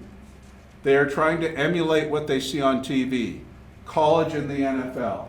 And what do college and NFL players do with their mouthpiece? It's dangling, it's ornamental, it's decorative.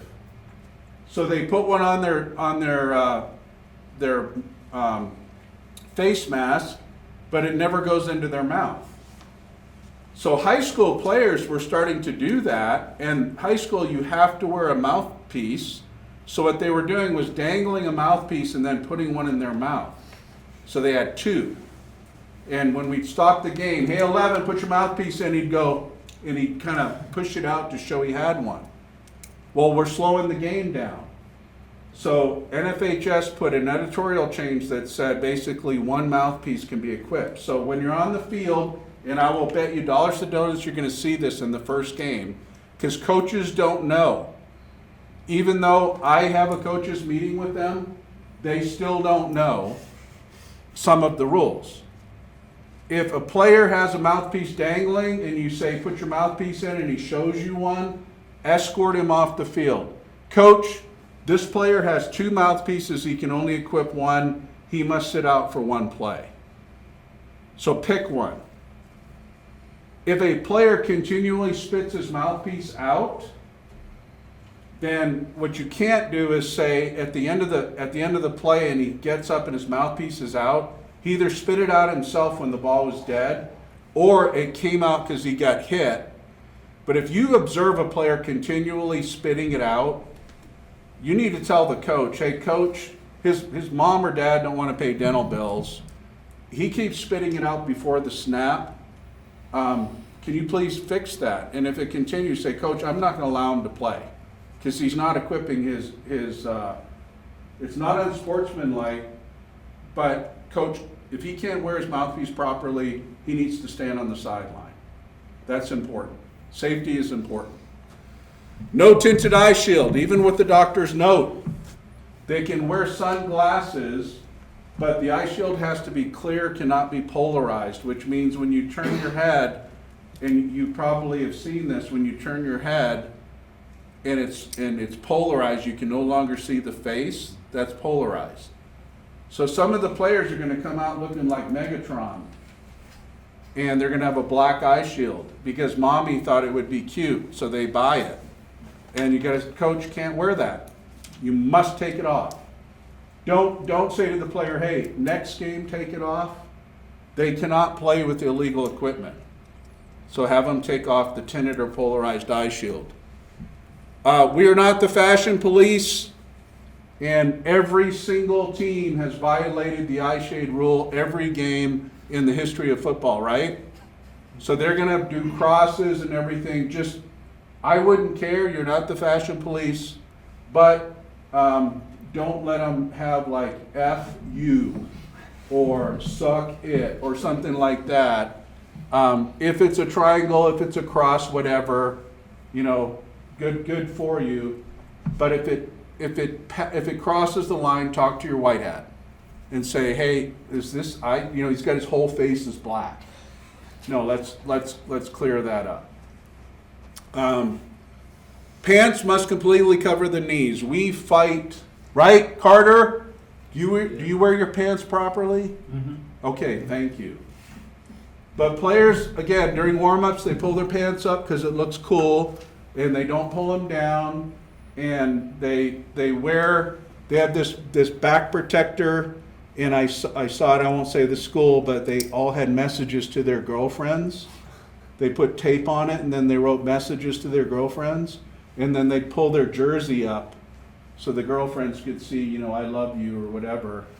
So they're going to want to emulate what they see on TV. They got to have their jersey pulled down to their waist, and we'll look at that in a second. The jersey covering the shoulder pads. Pants have to cover the knees. Now sometimes you're going to see this massive big kid, and they just don't have pants that fit, and he'll walk out and they'll be like to his thighs. Are we going to let him play? Yes. Simple answer, no. No, because the pants must cover the knees. And if he gets hurt, guess who's going to jail? Guess who at least is going to court? You. So if we follow the rules, except for eye paint, which I don't care about, and I'll talk about the little headscarf thing. But pants, get them over the knees. Knee braces cannot be worn over the pads. They must equip hip pads, knee pads, thigh pads, and tailbone protector. Do kids tell the truth? No, they don't. So if you say to a child, are you wearing a hip pad? What is he going to say? Yes. Yes. say, show it to me. Are you wearing a butt pad? Yes. Don't touch, by the way. Don't check. Never touch a player. But they're going to lie to you. You bring them, say, Coach, he cannot play. He doesn't have a butt pad in. Well, I don't have enough butt pads. Sorry, Coach. By rule, he cannot be on the field without a butt pad. So make sure they have all their pads equipped. That is 100%. No, what's the word? Compromise or whatever. Okay? Play cards to now go on the waist. Jersey completely covers shoulder pads. 4 chin straps secured. When the kids come out from timeouts, hey, chin straps and mouthpieces, gentlemen.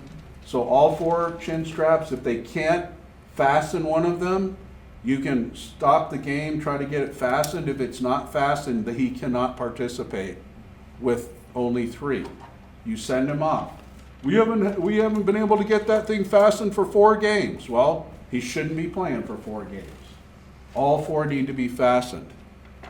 And then with the bandana, I'm not the fashion police. If it comes all the way down, it's like a foot or 6 inches or whatever, I'll probably say tuck it in. It comes down again, I say tuck it in. It comes down again, I say tuck it in. But when it's freezing cold and they wear sweatshirts with hoods, we let them wear sweatshirts with hoods. And the coach may say, can my kid wear a sweatshirt? It's like, heck yes. I'm just cold myself. So I want him to be warm. And oh, by the way, if he gets tackled by the hood on his sweatshirt, is that a foul? No, it's not. If you grab a kid by the hair, is that a foul? No, it's not. If he's got a bandana dangling and you grab him and pull him down and he breaks his neck, is that the defender's fault? No, it's not. Will you still go to jail? Most likely. All right. Rule 155 addresses required player equipment is missing or improperly worn. Basically send that player off. We used to award an unsportsmanlike conduct foul to the head coach, and we no longer do that. So just get them off the field to fix it. The definitions, Rule 2. So if you need to stand up and shake it out, I'm going to go for a little while longer. If you need to shake it out, shake it out. This is like boring stuff, but it's important because this is your vocabulary. So I'm sorry I'm doing most of the talking. I taught most of my career in the Air Force, and I love the Socratic method where we have conversations, and this just is not a great time for conversations. So I apologize that this is painful. Definitions. When you read the rules book, you will find that some content is in Rule 2. So if you need to find something, start with Rule 2 and see if there's a definition first. So like if I ask you about blindside blocks and what constitute a blindside block, you would go into Rule 2 and look at blocking, and then you would find blindside blocks, and it would tell you part of the rule about blindside blocks. And then you go to Rule 9 to talk about the other part of blindside blocks. So the rules book doesn't give you all of the information all in one really nice place. You're going to be digging around the rule book. It's going to be like Where's Waldo sometimes. If you can't find it, what do you need to do if you can't find it? You've exhausted every brain bite in your head. Pass. Email me. Mark, I cannot find the rule about first touching. And then I will help you. Just don't treat me like the telephone operator. Hey, can you please give me the number to the dog catcher? So try, but don't spend 3 days trying to find the rule. We talked about the dead ball. It's not in play. What are the 2 ways to make the ball live? A free kick and a snap on a scrimmage down. Good.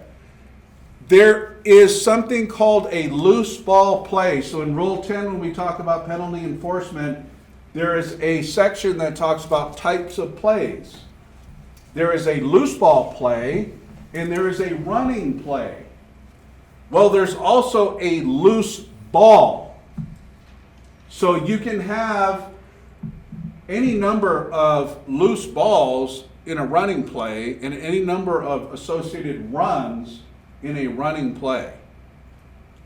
So a loose ball is a ball that is snapped or passed or kicked or fumbled. And you can have runs that are part of a play. So if the quarterback fades back and he throws the ball downfield, that is a loose ball. And when the ball is in the air, that's part of a loose ball play. And as soon as the receiver catches the ball, it now turns into a running play. And this is probably all maybe hard to comprehend now. You'll have a lot of aha moments. I guarantee you. So a loose ball is a pass, fumble, or kick, and a snap is a backward pass.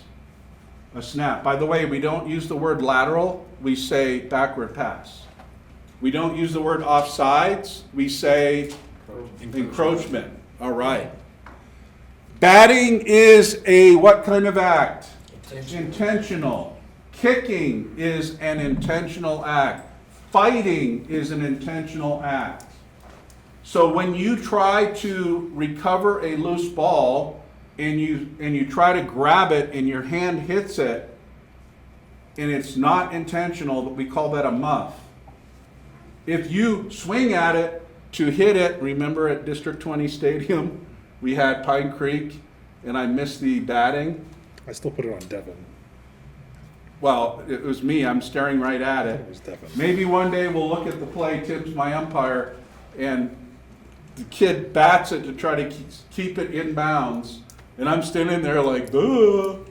And then Tim goes up to me, hit the next dead ball and goes, we had batting, didn't we? And it's like, oh yes, we did. So batting is an intentional act. Slapping or striking the ball with the arm or hand, typically it's to keep the ball in the field of play. Some batting is legal. During scrimmage kicks, we'll talk about that. But a lot of batting is illegal. You can't bat a grounded ball. If there's a fumble, you can't bat the grounded ball. That's a foul. We're not going to go into the whole catch definition, football move, survive the ground, that kind of thing. In Parks and Rec, if the kid goes up and he catches the ball and he lands and there's like 2 seconds, and I can't point to anything in the rule book that says 2 seconds, but a bang bang play, if the player catches it and then the ball comes loose, call it an incomplete pass. It's bang bang. So a catch, yes, you do have to survive the ground. You do have to make some kind of a football play. We're trying to get it, but we don't have instant replay in Parks and Rec. So you got to make the call. Just make the call and live with it. And then you say, Coach, in my judgment, it was bang bang. Oh, that's horrible! You're horrible! Okay, sorry about that. I can get worse. There are things called conferences. This is during a timeout. There are 2 types of conferences. When I first started football officiating, the coaches would come onto the field to the huddles. Now, almost 100% of the time, every time, they send the teams to the sideline. So you can have 2 types of conferences. One is a conference on the sideline with 1,000 player and 10,000 coaches. If you have a conference in the field of play, then you can have 11 players and 1 coach. That's all. And by rule, if you have 2 coaches in the huddle during a timeout, that is unsportsmanlike conduct. It is a 15-yard penalty. Should you ever do that? No. Coach can only have 2 coaches in the huddle. Please, sir, I need to have only 2. So one of you needs to go to the sideline, please. Only 1. Can only have 1. Yeah, can't have 2.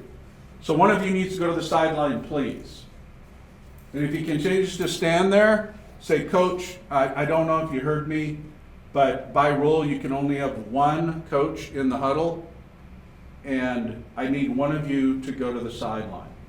And the 9-yard marks, roughly the numbers? The top of the numbers, yeah, which you will not have in Parks and Rec. And then if he ignores you, it's like, Coach, I think I explained properly, your behavior is unsportsmanlike, the key word. And then if he ignores you, it's like, man, this is a first for me. Here you go. I don't like this. All right, encroachment.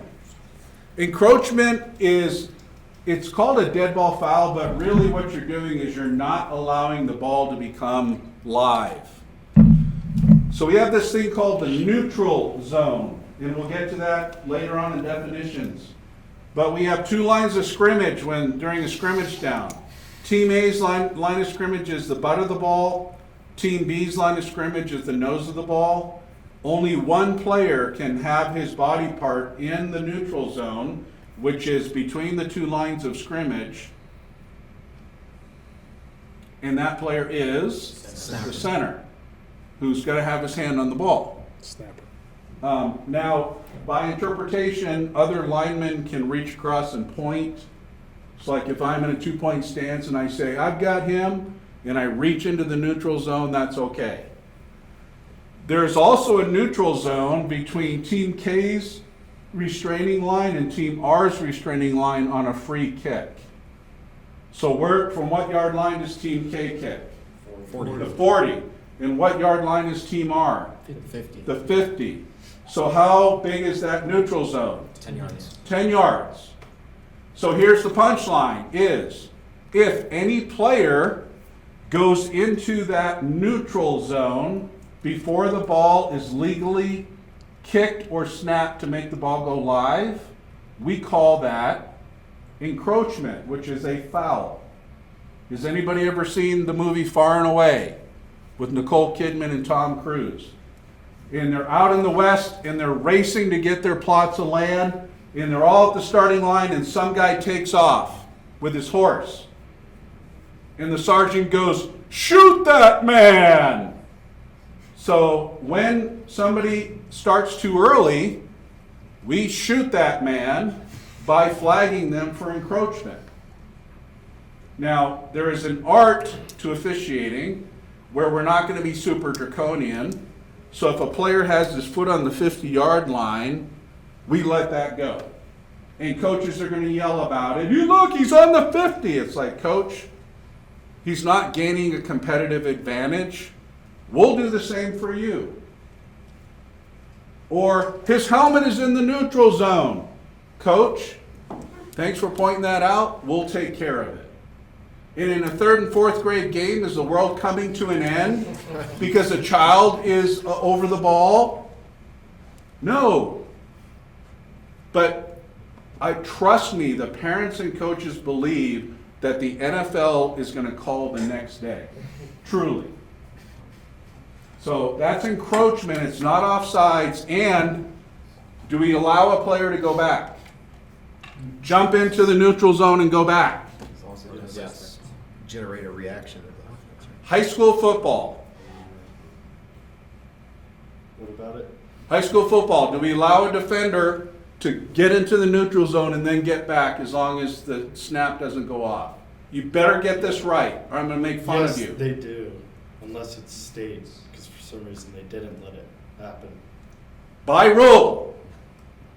I want the names of all the officials that worked your games The that back. allowed. We had it happen twice because we had it. I want the names of all of those officials. I got No, it is a foul in high school. You cannot encroach and get back in high school. It is a foul. Is that because it says starting at ready to play until the ball snaps for that whole time? Yep, That's why, okay. yep. Until the gun goes off and far and away to allow everybody to race for the land, the gun goes off is the snap. At the snap, you can go ahead and go into the neutral zone. Before that, it is a foul. So anybody who allowed you to go in and then come back, That, you should have like gotten on the phone and called me right away. You were talking about during the snap. No, before the snap. Before the snap, yeah. Okay, let's move on. Fighting is a combative manner unrelated to football. If players are on the ground and the kid's upset and he kind of kicks out his foot, get off of me, is that a foul? Yes. Technically. Yeah. Flag it. Is it fighting? No. If a player, you know, we're bowed up, we're mad at each other, and I kind of shove out and hit your head, is that fighting? No. Is it a foul? Yes. Yes. If I do the rope-a-dope and we're throwing haymakers, that's fighting. If I kick you like you're a kickball in elementary school, that's fighting. If I swing and miss, is that fighting? Yes. Yes, yes. Yep. When somebody says attempted murder, I go into a 7-Eleven and I take a gun and I shoot it at the person behind the counter and I miss and I get charged with attempted murder because I'm a bad shot. If you swing and miss, that's fighting. That's murder. Doesn't matter if you connect or not. The free blocking zone is important when we talk about certain fouls. Illegal block in the back, blindside block, and blocking below the waist. In the free blocking zone, and let's just talk 11-man football, 100-yard field, it's 4 yards on each side of the ball and 3 yards beyond and behind. That is called the free blocking zone. So when we talk illegal block below the waist, you'll see in Rule 2 blocking, you'll see block below the waist. You'll see in Rule 9, you'll see block below the waist. And when we talk free blocking zone, you'll see block below the waist. So the rules are scattered, but if you read it, it'll give you all the components about when can a player legally block his opponent below the waist. And for illegal block below the waist, both players, the blocker and the blockee, have to be linemen, and they have to be in the free blocking zone at the snap, and the block has to be immediate.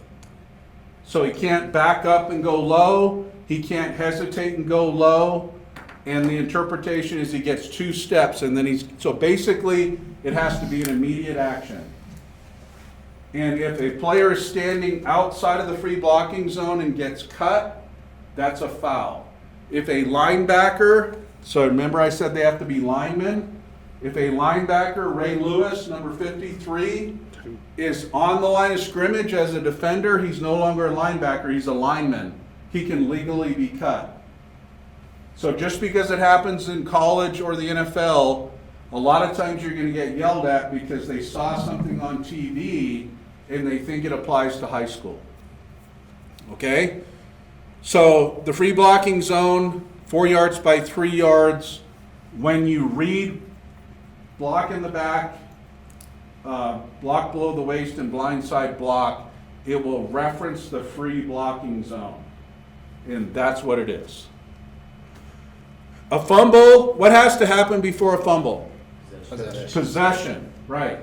And this is most important when you have either a pass or a kick, where you have a bang-bang play and you have the ball touch a receiver and then gets hit and the ball comes loose.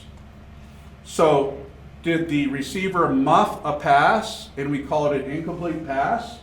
Or did the receiver possess the ball and then he was hit and he fumbled the ball and we call it a fumble? On a kick, did the kick returner muff the kick, or did he catch it and possess it and then he got hit and fumbled? And we'll talk why that matters. Team K cannot advance a kick. It is not a foul to have 12 in the huddle. Coaches are going to, I guarantee, the first game, they've got 12 in the huddle. What's your response? Okay. Foul. Coach, that's not a foul. That's not a high school. By rule, that's not a foul. By rule, substitutes must begin to leave the field within 3 seconds of becoming a substitute. If it's 3rd and 4th grade, those kids barely know where to stand, how to run. Is there going to be confusion? All the time. 5th, 6th, 7th, 8th grade, there will be confusion. I don't like to be draconian. So what we'll do is we'll say, Coach, you got one too many. Or Coach, you need one more. Coach, you have 10. You've got 10, sir, you got 10. I'm not looking at my watch going 1001, 1002, 1003, boom. Don't do it. All right? The kick intentional. So let's say the ball's loose, and coaches will do this, the ball's loose, and the player from the opposite team, their foot strikes the ball. They're going to say, he kicked the ball. And my response would be, Coach, kicking is an intentional act. My judgment was that he did not intentionally strike the ball with his foot. Therefore, it is not a foul. Wait, didn't you see that? He kicked the ball. Coach, kicking is intentional. In my judgment, it was not intentional. So you use rule book words to talk to the coach. We've talked about the lines of scrimmage. We've talked about the muff. So a fumble is player possession and then they lose possession. The muff is I didn't have possession and I tried to gain possession. And when I touched it or it touched me, then that's called a muff. So the announcers that say he fumbled the kick, is that right? No. No. As soon as he catches it, the status of the ball is no longer a kick. You fumbled the ball, but you can never fumble a kick. You can muff a kick, you can never fumble a kick. We've talked about the neutral zone between the two free kick lines, the K40 in midfield, 10 yards, between the two scrimmage lines. And then there's something called the expanded neutral zone. What position do you play, Carter? Center. Okay, so you're the center. So how far down the field are you allowed to legally go during a pass that crosses the neutral zone? We've been told 2 yards. 2 yards. So you've been told correctly. By rule, the players who are ineligible to catch a forward pass, you're ineligible by number and you're ineligible by position. And most of the time that you're ineligible by both at the same time. What number do you wear? 68. 68 snaps the ball. When he's pass blocking, even if he's dominating his opponent, he's just wearing him out, he can go no farther than 2 yards downfield past the neutral zone. And that basically just protects the defense from saying, wow, I've got all these guys, who do I cover? So it's called the expanded neutral zone, and that is really for passes. So ineligible players can go no farther than 2 yards beyond the neutral zone.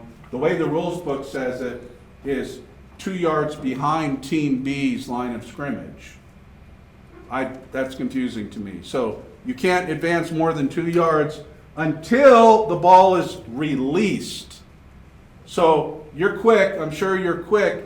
If you're 2 yards downfield and the quarterback throws the ball as the ball's in the air, you can go another 5 or 6 yards.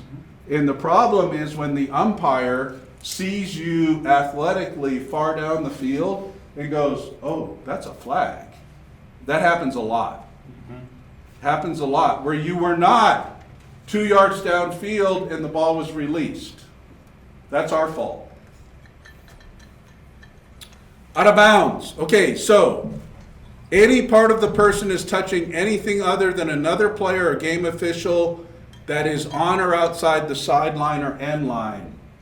So if you are touching the sideline, any part of your body, by rule you are out of bounds. And if you touch the ball, the status of the ball, what happens when you touch the ball and you are by rule out of bounds? The ball is dead if it's loose. So if you're out of bounds and there's a ball carrier and you touch the ball, it's okay. But if the ball is loose and you touch the ball, it's automatically dead. If any part of your body is out of bounds, the ball is dead. So I didn't complete the two sentences at the bottom. What I would ask you to do is in your rules book, read those sentences. And this is just part of not stuffing all of the information in your face all in one sitting. Participation, what is the key word? If you pick three key words out of this participation, what is it? Influence the play. A player can be on the field and be the 12th player on the field, and if they do not influence the play, by rule, they have not participated. There is a difference between illegal substitution, which is a 5-yard penalty, and illegal participation, which is a 15-yard penalty. If they don't influence the play, it is not participation. And one of the interpretations is, if I'm standing on the sideline and my opponent is guarding me, I have influenced the play. So it doesn't mean that you have to touch anybody, or it's if you draw coverage, you have influenced the play. So in Rule 9, we'll get there eventually, there's something called illegal participation. So if you're on the field and you're not supposed to be and you participate, that's illegal participation. We'll talk about that in Rule 9.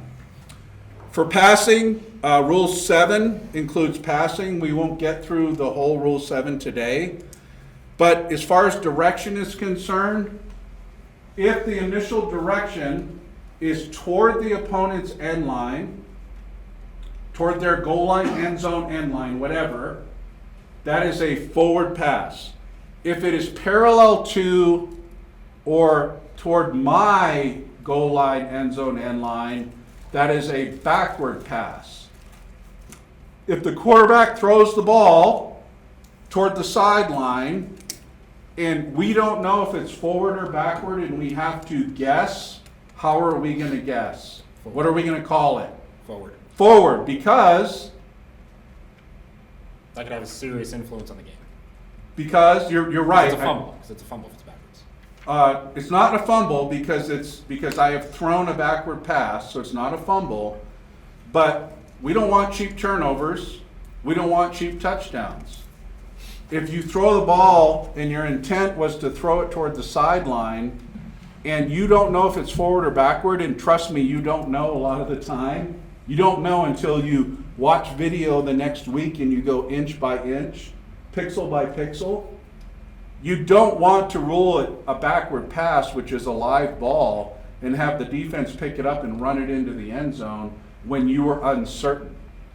So we say when in question, it is a forward pass. Just blow it dead. Incomplete pass. Instead of going, well, I don't know, so I'm just going to let the play continue. And then the defense picks it up, cheap turnover, or scores a touchdown, cheap touchdown. Good job. Player designations. I want you to anchor on that on your own.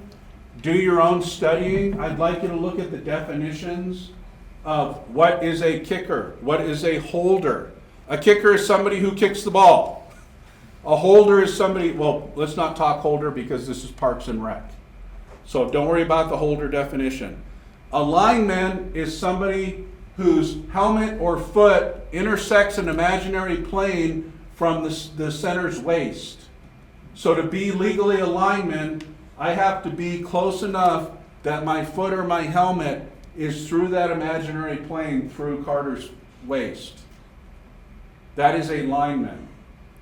And we're going to look at formations in a second. We're going to talk about legal or illegal formations.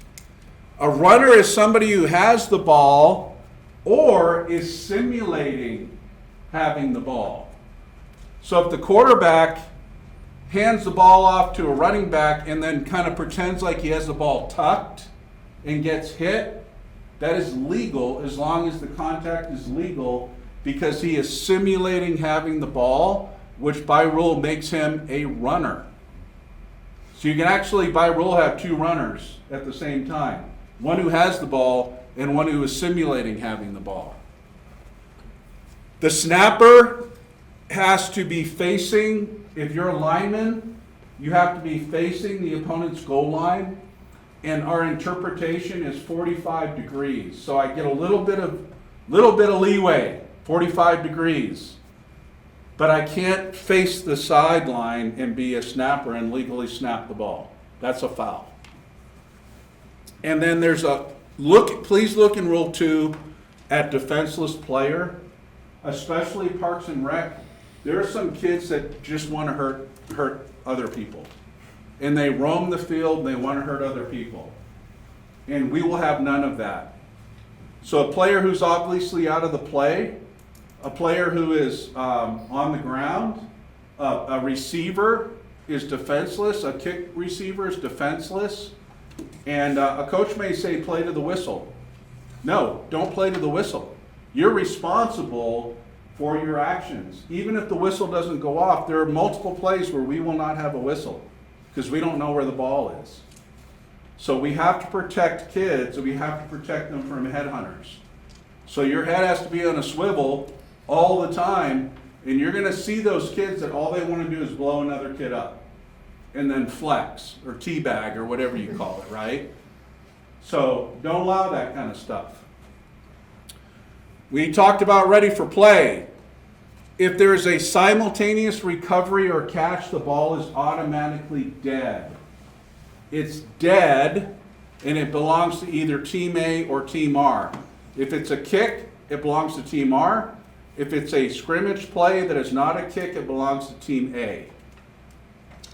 So you can't have a pass down the field where two players simultaneously possess the ball and then they run into the end zone. The ball is dead as they run into the end zone. The ball is dead wherever they simultaneously possess the ball. So you can't have a touchdown. You can't have a touchback. Is there any leeway in that? Like you give them like a second to see if one of them can rip it away from the other, or is it? That's a great question. And by rule, the answer is there is no stated leeway. So it's judgment. Like if you're running it and I reach and I grab the ball out of your possession, was there a microsecond where there was simultaneous possession? Yes. So if you're a purist, you would say the ball should have been dead. But we don't have the micrometers and the laser finders and that kind of thing. So you could rule it was just like I grabbed it and I pulled it out. Like I ripped the ball out or whatever. So I guess the only thing I would say is when that happens, God help you as you make your judgment.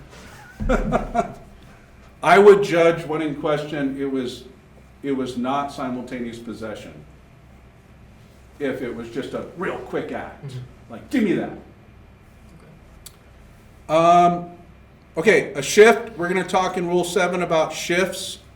When you leave the huddle, it's considered a shift. And the thing about shifting is all 11 teammate players must be stationary for 1 second before something else happens. Either the snap or another shift or a player goes in motion. So if players are lazy, a lot of this happens when the team's way behind and they're lazy and they're disgruntled.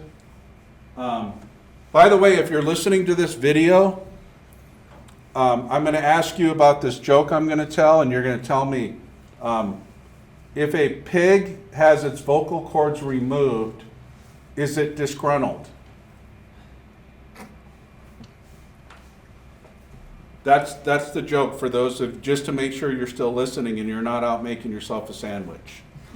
So I really appreciate all the laughter. That makes me feel really good personally. For those of you that didn't get it, talk to Jeremy because I think he got it. All right. The snap. Carter, I'm going to be watching you this fall. It is a continuous motion where the ball immediately leaves the snapper's hand. It's a backward motion. Anything like, so for example, a swinging gait is where it's not a normal formation and you've got players like spread out on both sides and the snapper snaps the ball this way. That's legal as long as it's backwards. So he can't snap it forward, But as long as it's backward, and remember a backward pass is parallel to or toward my goal line, so I snap the ball one continuous motion, it leaves my hand. I cannot do, and heads up, I can't do this. I can't pick it up and then shoot it that way. You got that? Because I will flag you if you don't snap it properly. Okay? Does that make sense? It has to leave the snapper's hand, but does it have to be possessed by the quarterback?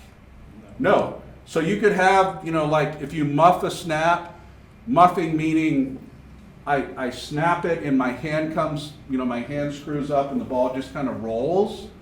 That's okay. It's not okay, but it's legal. It's a legal snap. If it's an illegal snap, the ball is immediately dead. Snap infraction, the ball does not become live. Tripping, what's the key word here? Intentional. So leg whip, right? I get beat, I get knocked down, and the runner's going through the hole, and I put my leg out to try to trip him. All right, rule 3. Do you guys mind if I keep going until I have to pee really bad? All right, and go ahead and take breaks as you want. I'm going to talk Parks and Rec. I'm not talking high school. You're going to get your high school training when you join us in the summer. And we're going to widen the aperture a lot more. We're going to talk about things that we don't talk about with Parks and Rec. So if you're lucky enough to work a 3rd and 4th grade game, it's 12-minute, or a 3rd through 6th grade game, it's 12-minute quarters running clock, and it goes fast. And I won't confess to saying this, although it's being recorded, but when you're down at Memorial Park and it's a beautiful day and the sun is up and the angels are singing, you can maybe get 6 to 8 snaps every 12 minutes. Because it's like 3 or 4 minutes between snaps. Because they've got to line up, they've got to tell them where to go, and you're just standing there and just enjoying it. Like, man, this is awesome. And unless the coach who's ahead is dragging his heels on purpose, and it's like, coach, you got to go fast. Come on, let's go. 5th grade, 6th grade, they don't let the coaches on the field. There's still a lot of buffoonery, especially substitutes, right? So I'll say, coach, you need to have an odd number of players on the field. You can't have 14. You can have 13, I guess, if that's odd. And then 7 minutes for 7th grade, 8 minutes for 8th grade, and that's normal timing. And I have a big watch that I have on my wrist, and I keep the time on my wrist. And I think I do a pretty good job. And if you want to speed the game up, then Kentucky windage. If a team is way behind, I'm not going to stop the clock when the ball goes out of bounds. I'll wait a couple seconds because I don't want the team that's way behind to lose 100-0. We do have running clock rules, by the way, so teams just don't get destroyed. For halftime, I'll ask a coach, do you want 5 minutes, 10 minutes, whatever? And they'll tell us, both coaches agree.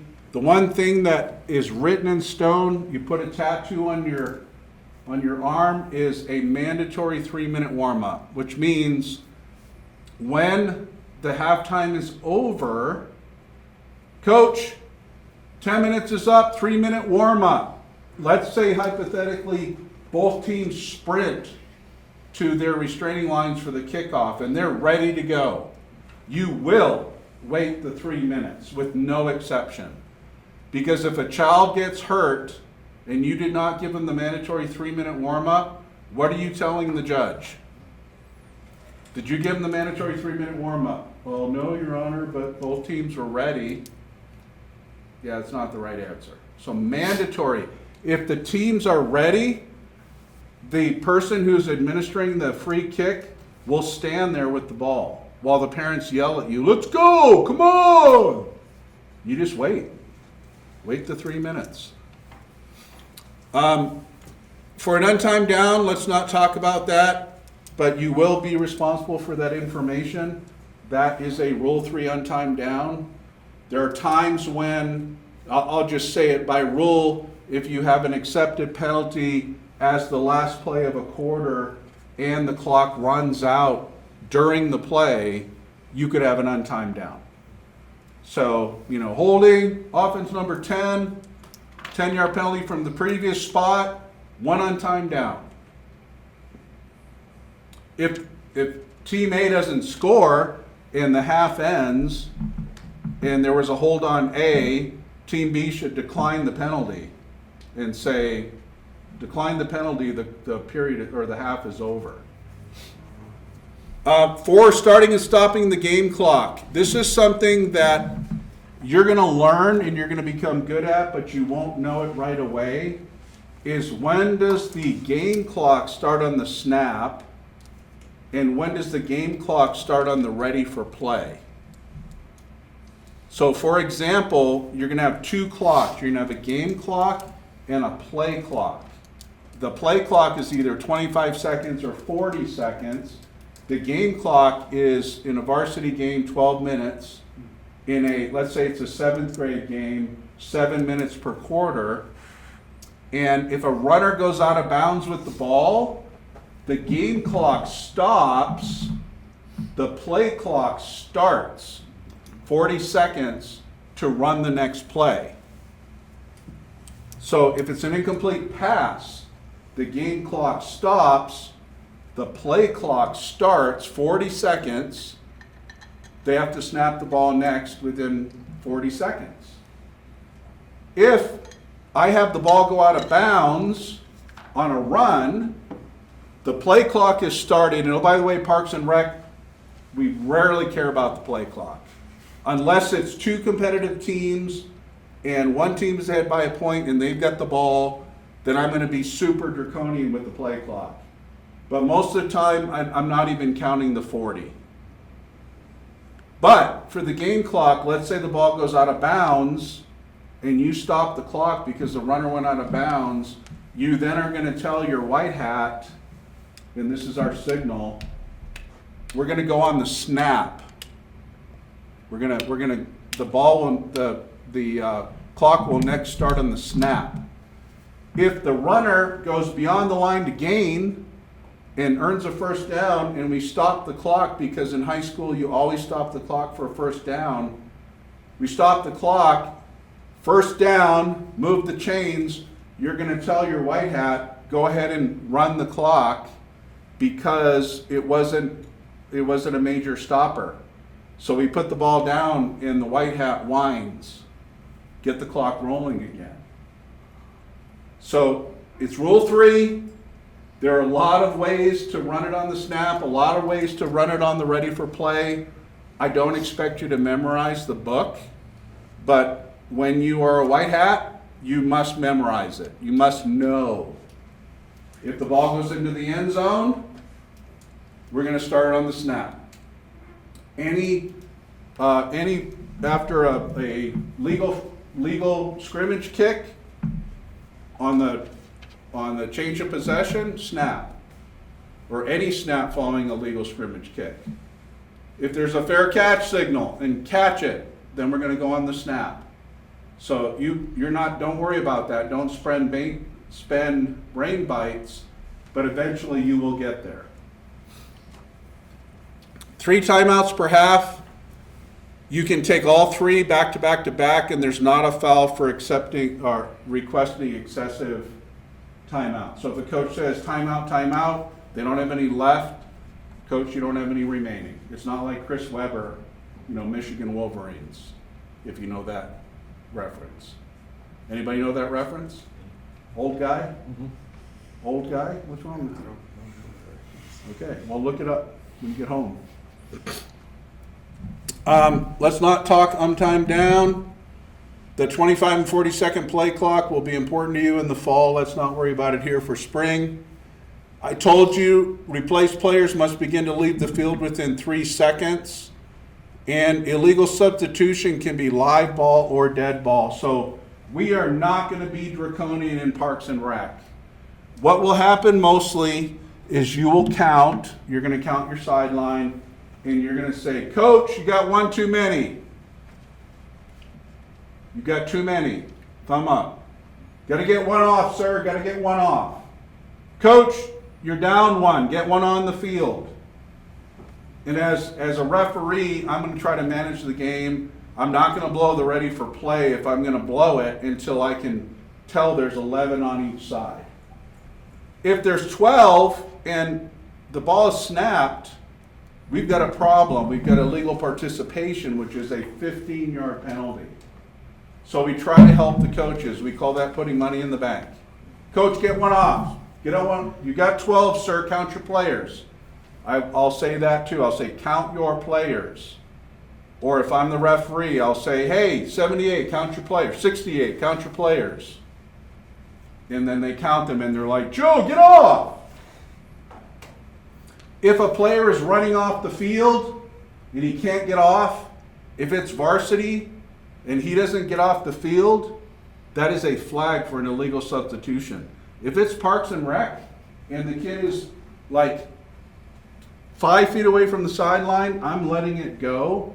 And when the coach and the parents scream about it, I'm going to say, Coach, that did not impact the play. We'll do the same for you.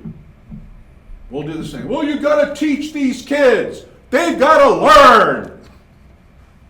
It's like, Coach, do you really want me to start flagging every single foul that I see that your team is committing? Do you want that, sir?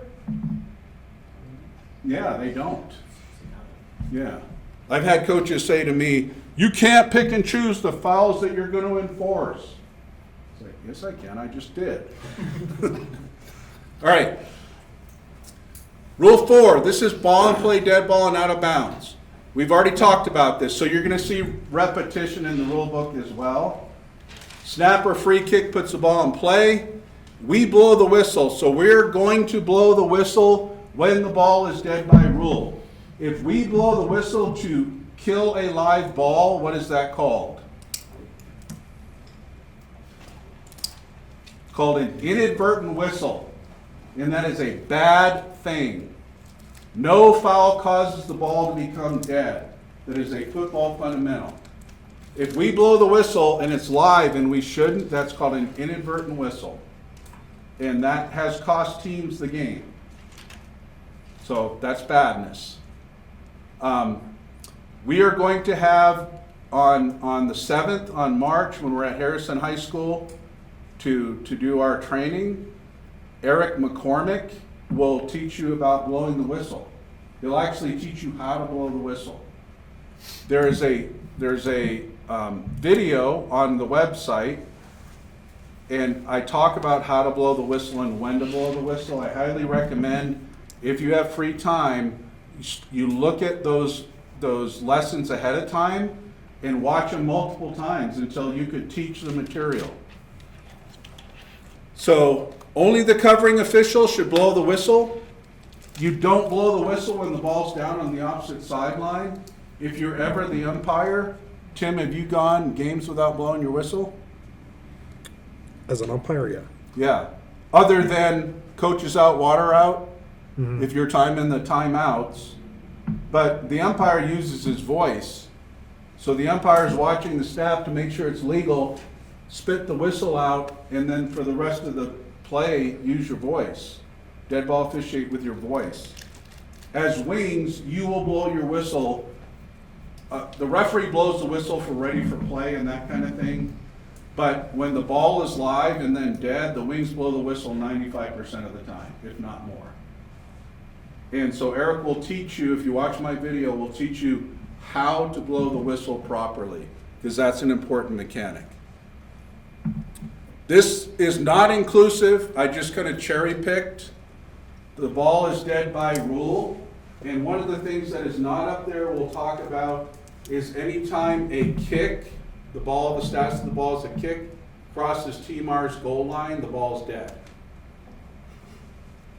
So if it's a punt, if it's a kickoff, and it's kicked, and a bunch of players muff, it's still a kick.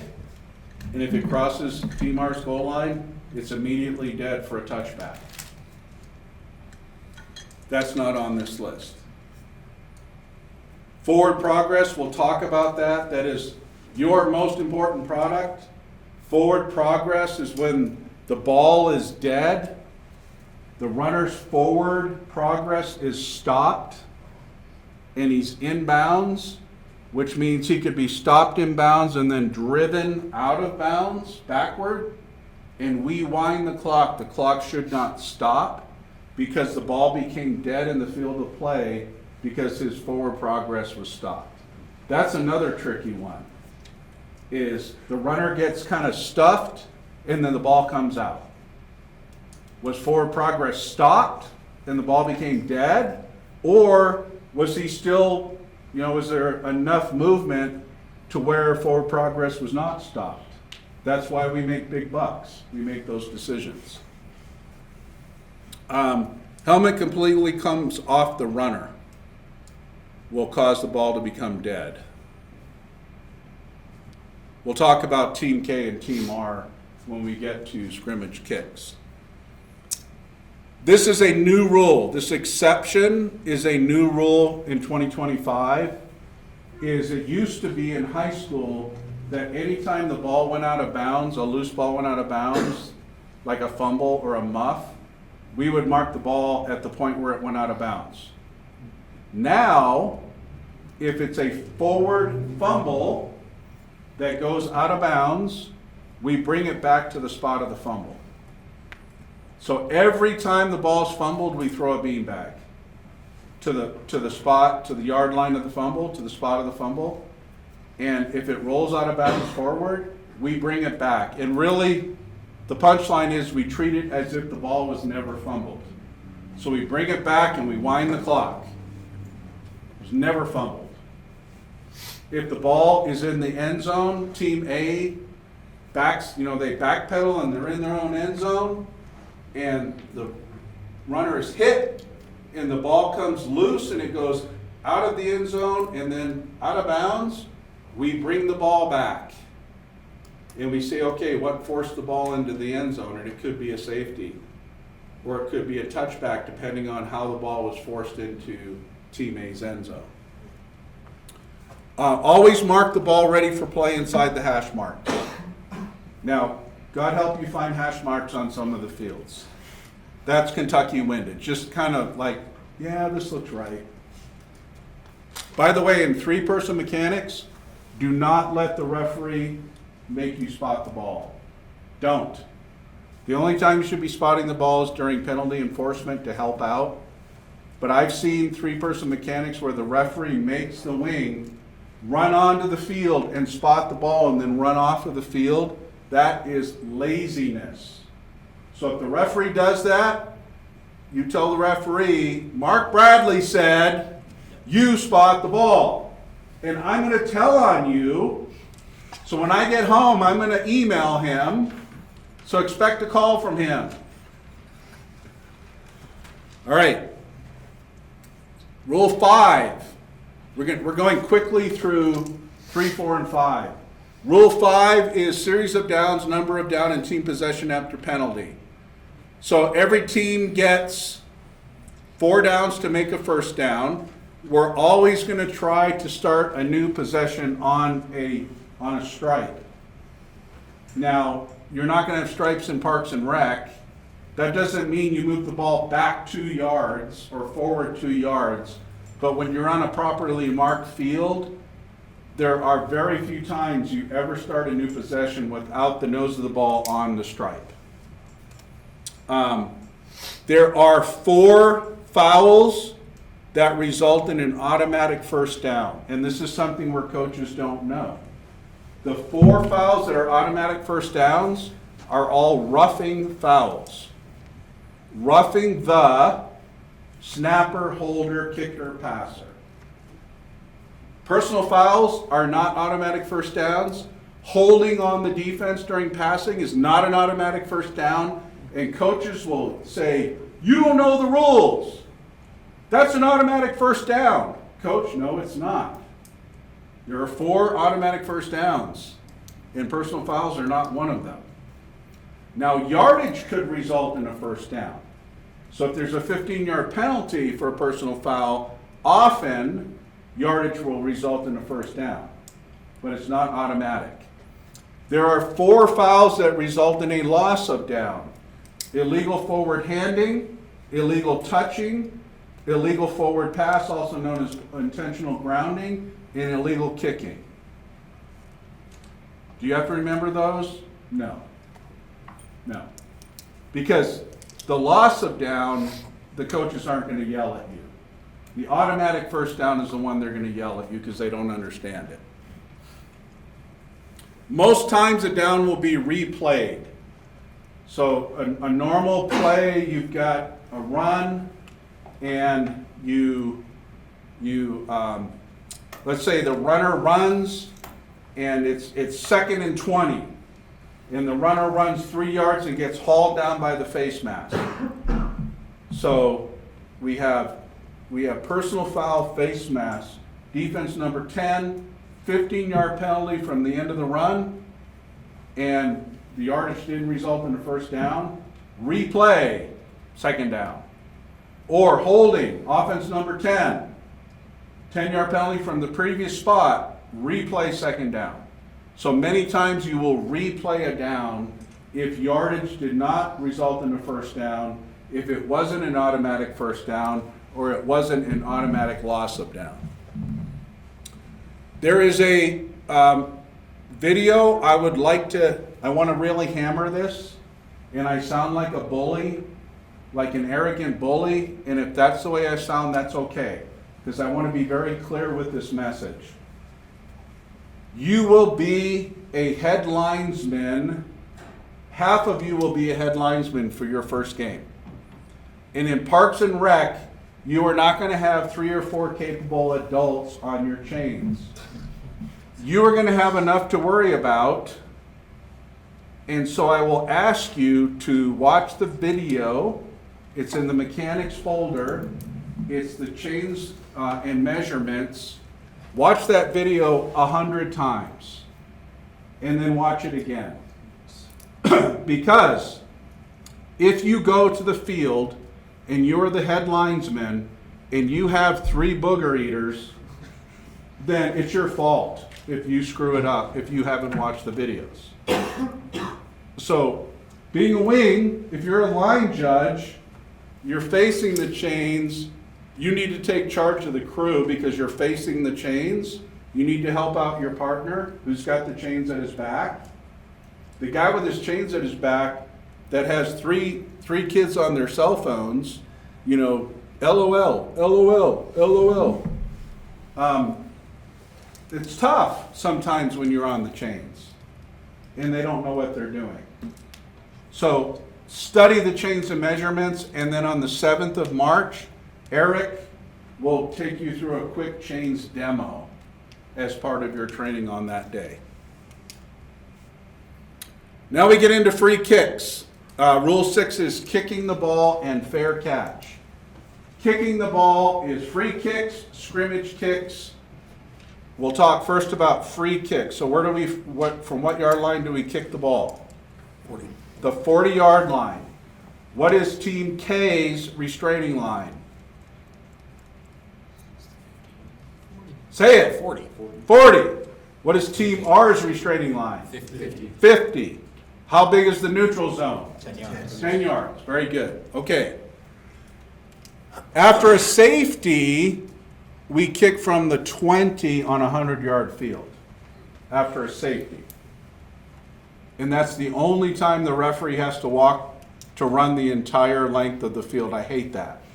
Because normally when there's a touchdown, it's like, yeah, suckers walk, and all the other officials have to move up the field. But after a safety, the referee has to go down because the ball's kicked by the team that just got scored on. So there are some precepts that you must know, because if you're in a 5-person crew, the back judge takes care of the kickoffs. If you're in a 4 or a 3-person crew, the linesman takes care of the kickoffs, meaning the linesman has Team K. The linesman is the one with the football. The linesman is the one who starts the whole process of the kickoff. The line judge is always at midfield with Team R. So you have the linesman with Team K, the line judge with Team R. You need to know these rules. There is a video on the website about the kicking game that goes into free kicks and scrimmage kicks. Make sure you watch that video. But here are some of the precepts. All K players must be no farther than 5 yards behind K's restraining line, following R's ready for play signal. This is actually incorrect. All K players except for the kicker. The kicker can be more than 5 yards. So you have the 40 and then the 35, 5 yards behind. All of the players have to be in that area because we used to allow players to start like way the heck back and they just sprint and they get up all this speed and the ball's kicked and then they just blow people up. So this is a safety rule. All the players except the kicker have to be within that 5 yards. At least 4 players must be on each side of the kicker when the ball is kicked. So Tim, you get your first video opportunity here. And I want you to freeze it. All right, you want me to go to the next slide? No, well, yeah, thank you. There's Jack Dowds, takes forever to get off the field, turns around and freeze it. Okay, so we have 11 players on the field on the kickers, and are all of the players between the 40 and the 35? Looks like it. Yes, so that's satisfied. Who do you think is the kicker? Can't see. The dude in front of 42. 42. This kid right here, right? Yep. Because you have to have at least 4 players on each side of the kicker when the ball is kicked. And it's a foul when the ball is kicked. So they can do whatever they want and move whatever they want as long as they stay within those 5 yards. All right, so we think this kid's going to kick the ball. Okay, progress. And get ready to freeze it. And freeze it. Okay, are we puckering now? Yes, because something is different. So now this kid is going to kick the ball and he's going to kick it over here. Now, this is a judgment thing. Is K18 going to be on this side of the kicker when he actually strikes the ball? If the answer is yes, this is a legal kick. If the answer is no, then the ball is dead immediately as soon as the ball is kicked. So let's pretend that 18 does not loop around and that he is just running straight forward. So freeze it as soon as the ball is kicked. Boom. That will be a foul. Now, was 18 on that side? That's really the referee's judgment. He's the one who has the best look at the positioning. And if he doesn't flag it, and he says his answer could be, Coach, in my judgment, K18 was on the other side, and there were 4 players on the side of the kicker. Well, that's wrong. That's horrible. Okay, Coach, I understand. You don't have to answer criticism. You answer questions. What if K18 had started like standing on the K33 or K34 and then the other player kicked it? Is that a foul? Yes. Yes. Yes. Because the kicker is the only one who's given the exception to not be in those 5 yards. So does this make sense? Okay, let's exit out. Go back to the slides.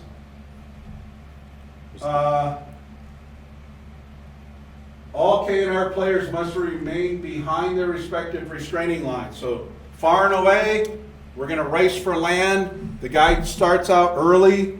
The sergeant yells, "Shoot that man!" Boom.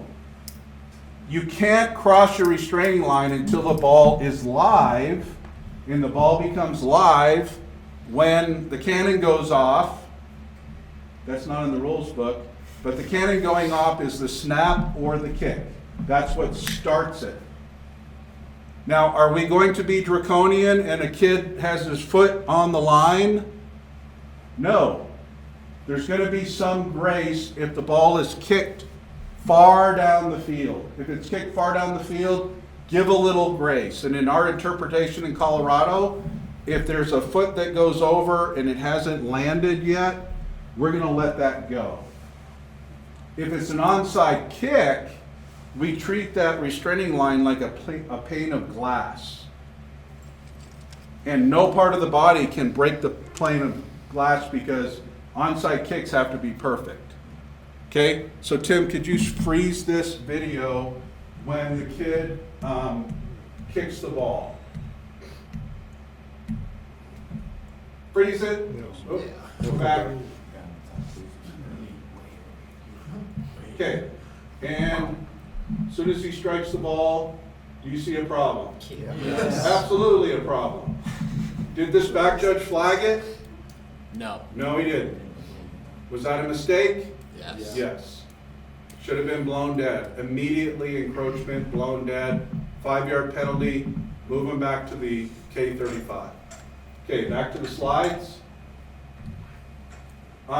If a free kick goes out of bounds, untouched by R, we throw a flag. That is a foul. Free kick cannot go out of bounds untouched by R. Now, if it goes out of bounds down at like the R10, it's okay to sky your flag because there are 3 options. One option is to move him back 5 yards and re-kick. One option is to add 5 yards to where it went out of bounds. And the third option is to add 25 yards from the free kick spot.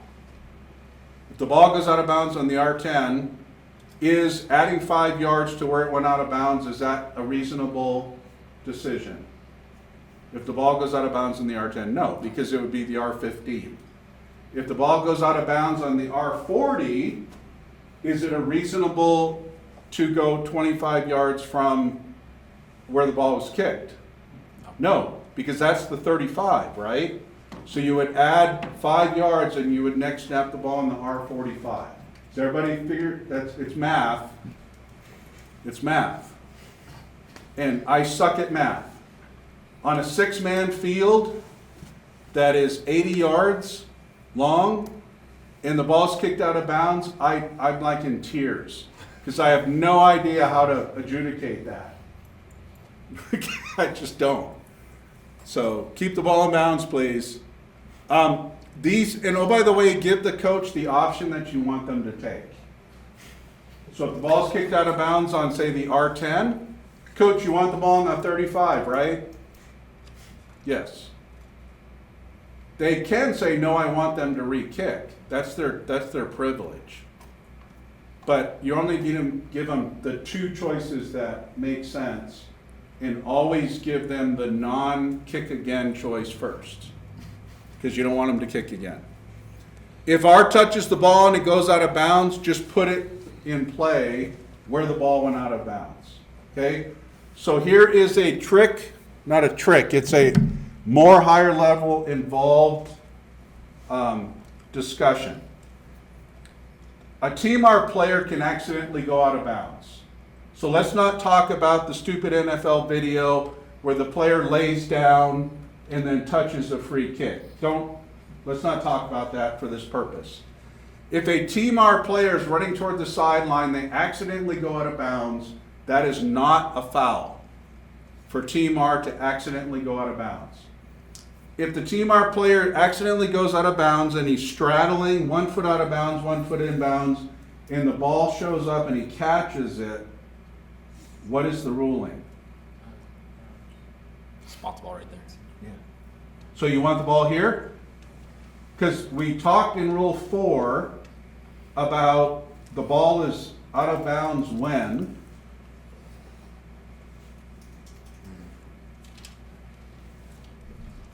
if R touches the ball and he's out of bounds, is the ball out of bounds? Yes. Yes. Team R, let's say he's R15, he accidentally goes out of bounds, he's out of bounds, and then the ball touches him or he touches it. The ball is out of bounds by rule. Is it a penalty for Team K to kick the ball out of bounds untouched by R? Yes. So when R touches the ball's dead. So untouched by R is not part of the equation. Team K kicked the ball out of bounds. It is a penalty on Team K. Will Team K's coach like that? Will his head explode, Parks and Rec, when you try to explain to him why it is a free kick out of bounds? Yes, his head will explode and he will be mad and all the parents will be mad, and as far as they're concerned, you're stupid. So you throw the flag and Team K or Team R actually gets the choice of what they want to do next. All right. K cannot touch a free kick in flight. Now, it's a free kick. It's a kickoff. Never, ever, ever in high school can Team K touch a free kick in flight. Ever, ever, ever. In college, yes. So once again, coaches are watching college, and by your dumb luck, it just happened last night, so they've got it fresh on their mind. Team K can never in high school touch a free kick in flight. So go ahead and freeze it right away. We're going to watch, wait a minute, we're going to watch this player here, right here, and go. And as soon as he touches it, stop. And touch. Is that a foul? Yes. 100% of the time. Team K cannot touch a free kick in flight, untouched by R. So what should we have?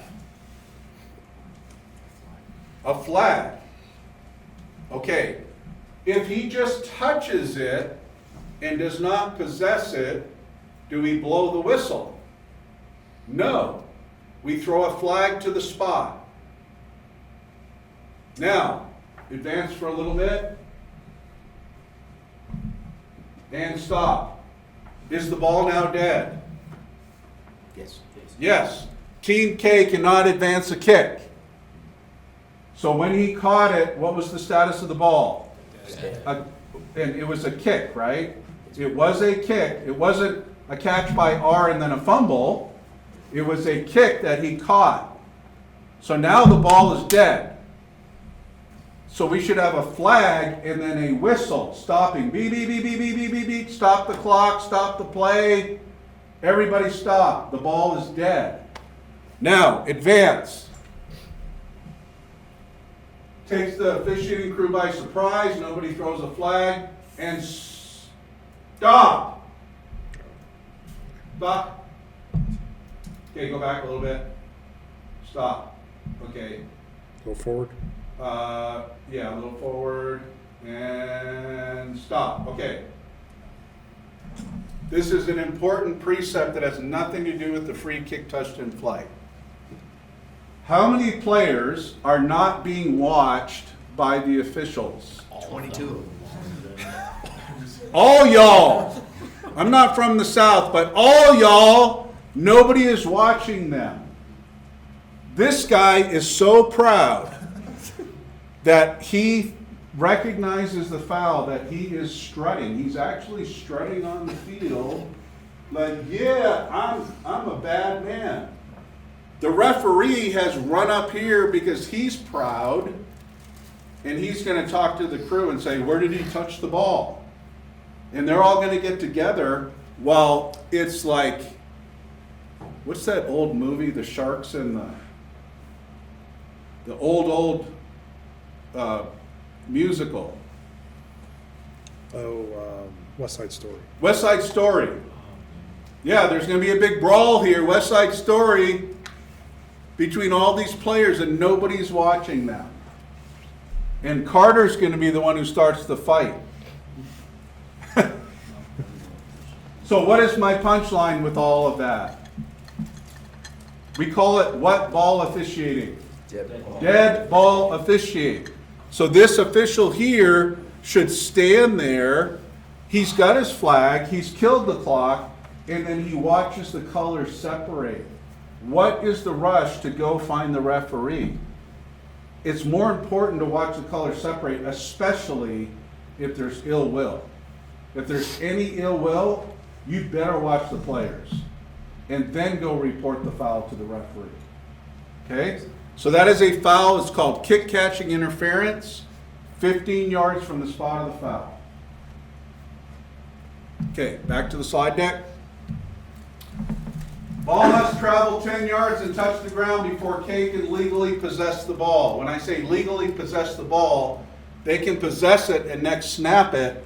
They cannot advance it. You can never advance the kick. So, these requirements can occur in either order, 10 yards and touch the ground. And for blocking, you can no longer plow the field. You can't have Team K players go and just blow up the opponents until the ball has touched the ground, traveled 10 yards, or R has touched the ball, or R initiates the block. If R initiates the block, then K can block. But you can't have K just going and wiping a kid out. You've got to be super concerned about that on an onside kick. So you need the ball to go 10 yards, and you need to make sure K doesn't come and initiate a block. If it's initiating the block, if it's a personal foul like illegal helmet contact, that could be a personal foul, illegal helmet contact, 15 yards. If it's not illegal helmet contact, but it's a block, it's a 10-yard penalty. And Team R can choose to add that penalty to the succeeding spot. Don't worry about what I just said. Okay. For scrimmage, so that was all free kicks. Now this is scrimmage kicks. Am I still okay to continue? Okay, thank you. Here are scrimmage kicks. We have a kick possessed beyond the neutral zone. They can recover the kick and gain possession, and if it is first touched by R, what can they not do?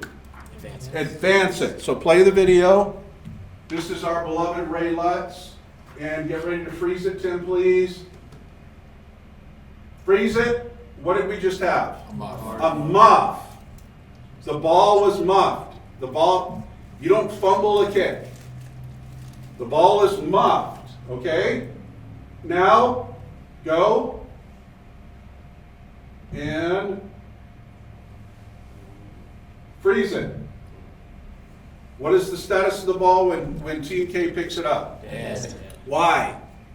Because it was muffed by Team R. K cannot advance a kick.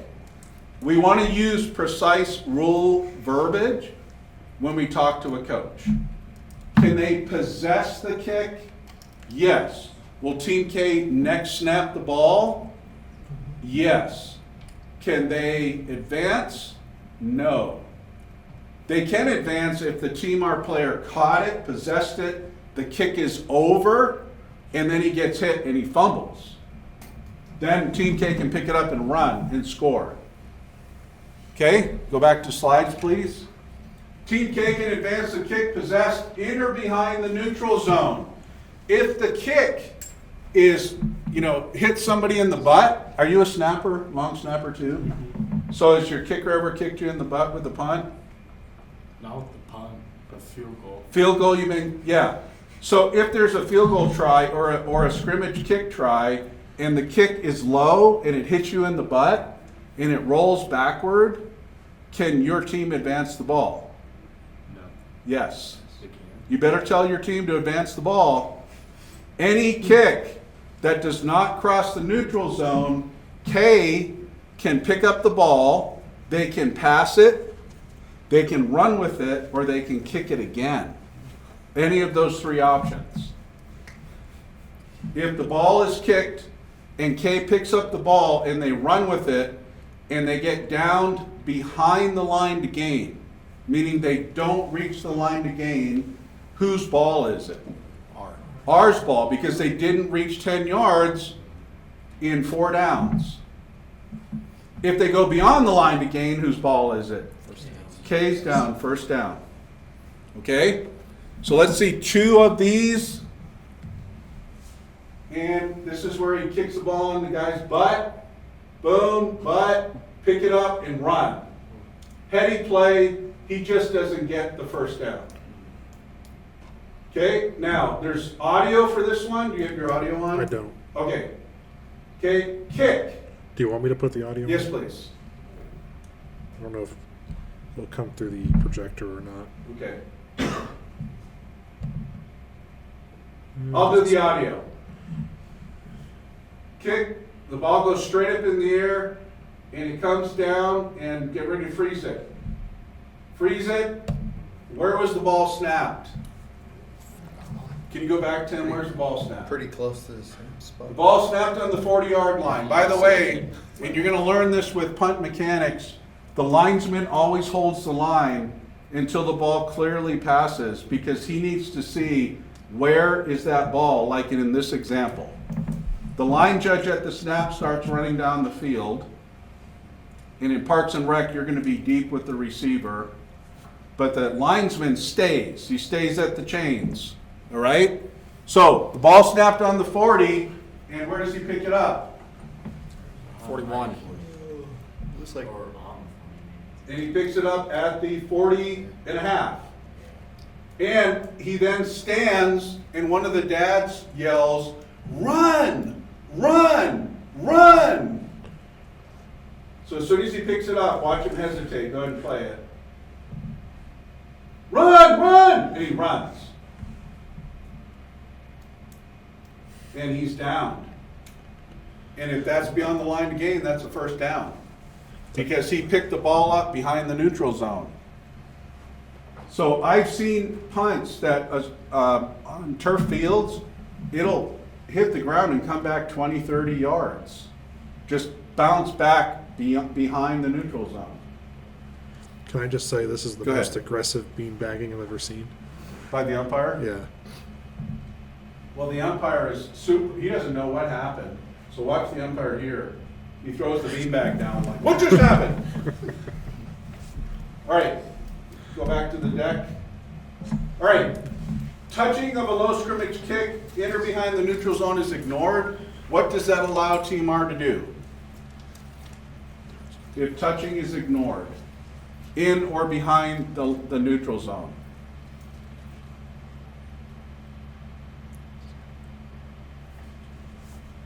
It just doesn't count as a muff.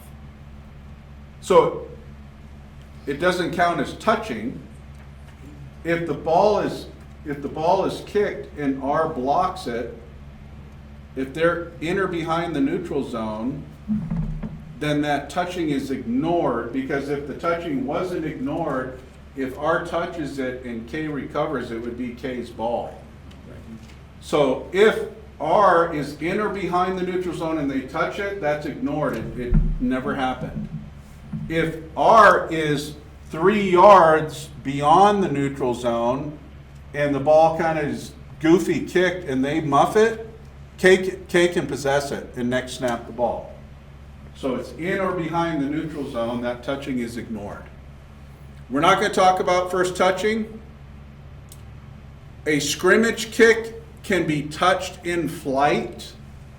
A free kick can never be touched in flight. A scrimmage kick cannot, as long as it's not kick-catching interference. Kick-catching interference is interfering with the Team R's opportunity to move toward or touch the ball. So if there's nobody around and R is like, "Get away, get away, get away," and they all move away, Team K can actually catch the ball legally. And they can legally bat a scrimmage kick toward its own goal line. Meaning, and we see this all the time, as the ball's bouncing toward the goal line and a Team K player's booking down, and then he dives and he bats the ball to keep it from going into the end zone. That's legal.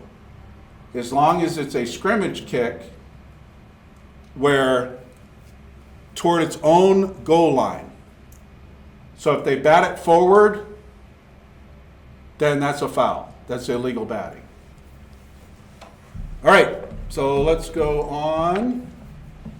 This is the last part of Rule 6, fair catch.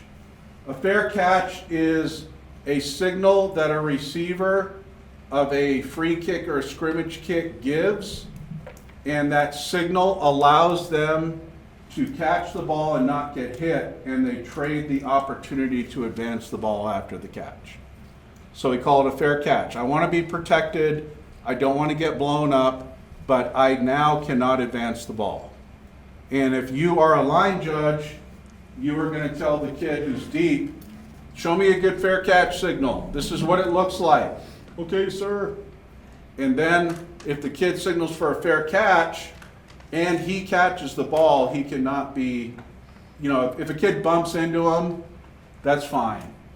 But if there's any kind of a forceful contact, that's a foul. And that's 15 yards, personal foul. Because he said, don't hit me, I don't want to advance the ball, don't hit me. Only the receiver who gives a valid signal is afforded protection.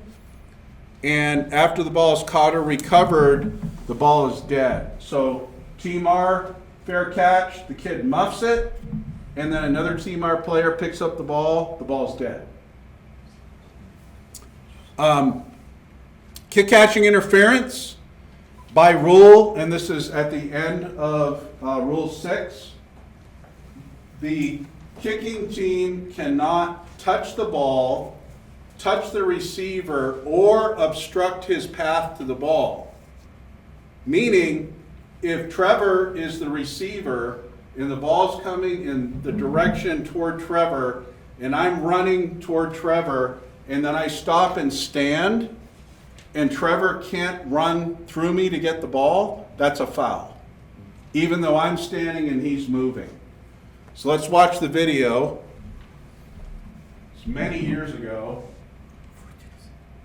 And freeze it right now. So the ball's going to bounce here. And is this player obstructing this player's opportunity to move toward the ball? Yes. Okay, so go ahead and go forward. And that's a foul. Now Stan Turpin is the back judge. And you cannot see him, but he has a flag on the play. And Team K possesses the ball. That's TCA. And so if you let it go, we have a flag. Keep going. Steve O'Donnell comes in, and he's nodding his head. Yes, that's a flag. And he's pointing to where the contact was. And then Stan comes and talks to me and says, I have kick catching interference. And so the fact that Team K possessed the ball, we went 15 yards from the spot of the foul, and Coronado was able to take the ball like 35. They were able to take the ball at midfield. Okay, back to the slides.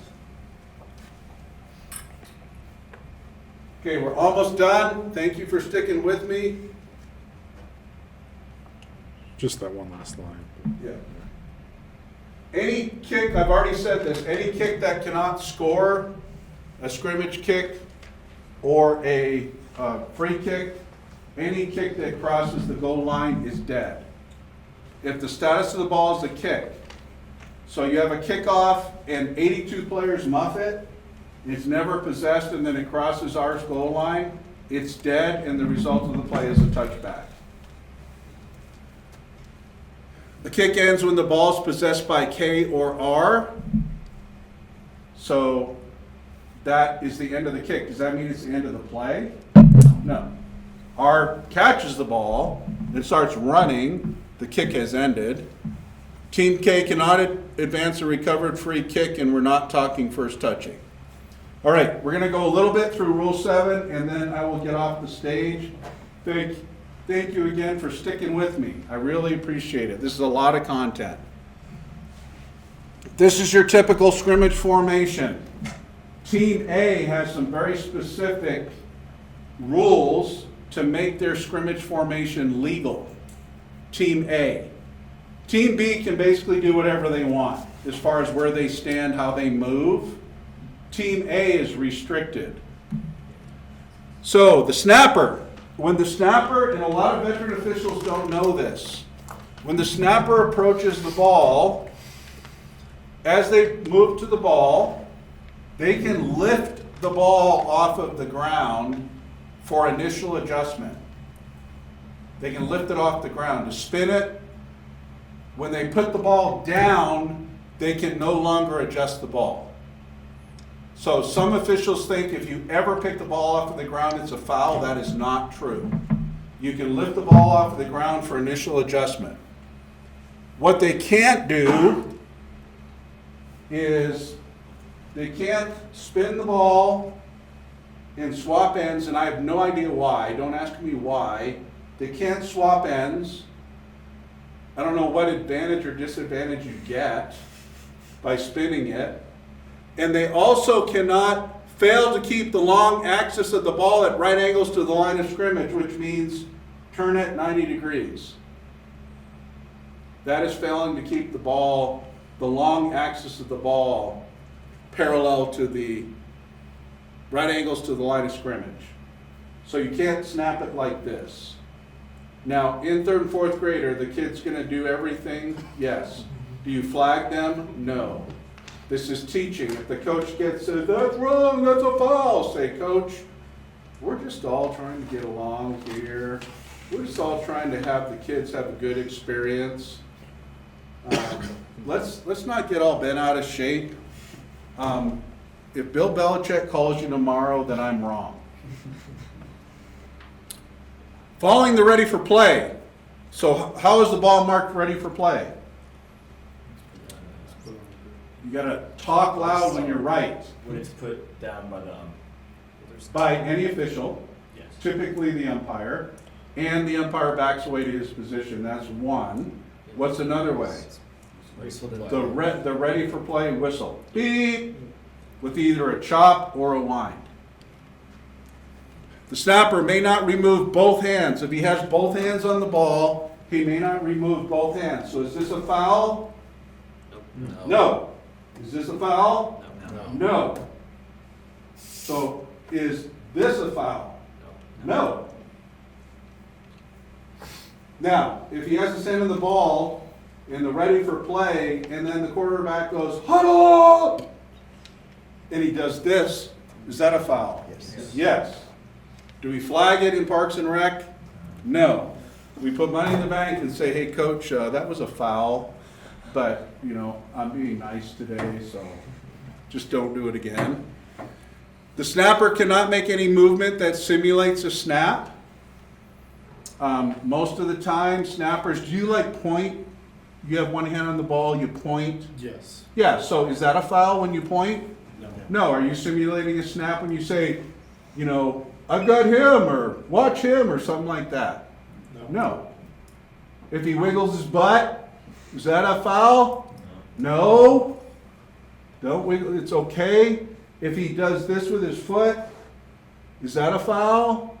No, it's not simulating a snap. It's something that is an abrupt movement. Like if he does this, that would be a foul. If he does this, quick, that's a foul. If he moves the ball and doesn't snap it, that's a snap infraction. With linemen, there's a certain coach, I won't say his name, but he's always screaming because the linemen are moving their butts. It's like they can move their butt, they just can't simulate a snap.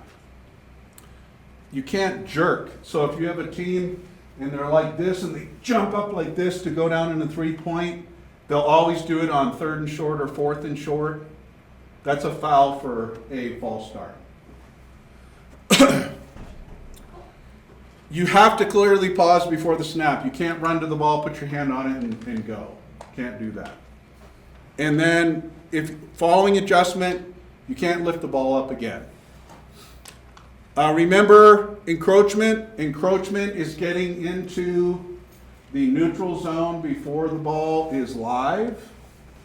And so before a free kick or before a snap. Cannot go into the neutral zone. And a false start, let's show the video really quickly.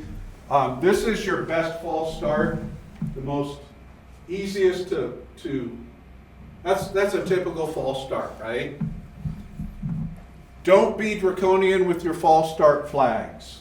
So if a kid comes to the line and he's on the line and and he's moving, or if he does this with his foot, that's not a false start. The other coach is gonna yell at you, yes it is, say, Coach, in my judgment, he didn't simulate a snap. If it's third and fourth grade, you're gonna have kids who jump up like this and nobody moves. And the parents are like, false start! And it's like, reset, let's just play football. Okay, go back to when we talk about the line of scrimmage, and I said to look at player definitions, remember a lineman. A lineman is a lineman when his helmet or foot penetrates this imaginary line drawn from the waist of the snapper. So you can see that here, that every single one of these players is a lineman because the helmet penetrates the waist of the snapper. If a back, to be a back, no part of your body can penetrate the waist of the player, a lineman who is closest to you. So let me say that again. You have to be a back legally, no part of your body, your helmet or foot, can penetrate the waist of the nearest lineman. Now, if you look at NFL formations, they break that rule all the time. So a back has to clearly be a back. They can't have their head like halfway the tackle on their side. They can't have their head over the tackle. We're not going to be draconian. We're going to try to make formations legal, and we're going to try to talk to coaches and say, hey, coach, can you get your back farther back to legally be a back? Quarterbacks can be in no man's land if they're a quarterback because they have to have their helmet over if they're under center. So the snapper faces the opponent's goal line. I'll go through all of these and then we'll watch the 4 videos. Has to face the opponent's goal line with one or both hands in the ball. The lineman, the head or foot must break the waist of the snapper. We said that. The back, no part of his body can break the waist of the nearest lineman. The quarterback can be under the snapper, and then no more than 4 players can be in the backfield at the snap. So it used to be that you had to have 7 players on the line, and then they said, well, what if team A snaps the ball with 10 players? Let's make the formation legal as long as you don't have more than 4 in the backfield. So let's watch these series of videos. We're almost done. So freeze it. This snapper, is he legally a lineman? Why is he not legally a lineman? Because he's not 45 degrees facing towards. Right, he's not facing with his shoulders parallel to the line of scrimmage, or he's not facing the opponent's goal line, and as an interpretation, we give 45 degrees. That's our interpretation. Okay? Watch this umpire. He knows something's wrong, he's ready, and as soon as the ball snapped, he flags it, and what he should be doing is flag it, and then tweet, tweet, tweet, tweet, tweet, tweet, tweet, stop the clock. Because the play should not go off. Because the snapper, he wasn't a legal snapper, and he didn't snap the ball as a legal snapper. Okay, next video. Stop it. When do linemen cheat? Cheat by meaning they're too far back. When do they cheat? Pass blocking and pulling. So you'll see your tackles that want to get an extra help by being in the backfield too far. And if you see that, that's a very common thing you're going to see in almost every game you officiate. Is if you can, if the team, the offensive team is on your sideline, just say, Coach, I need your help. Let's get 77 on the line. He is not legally on the line. That's a foul. Put money in the bank.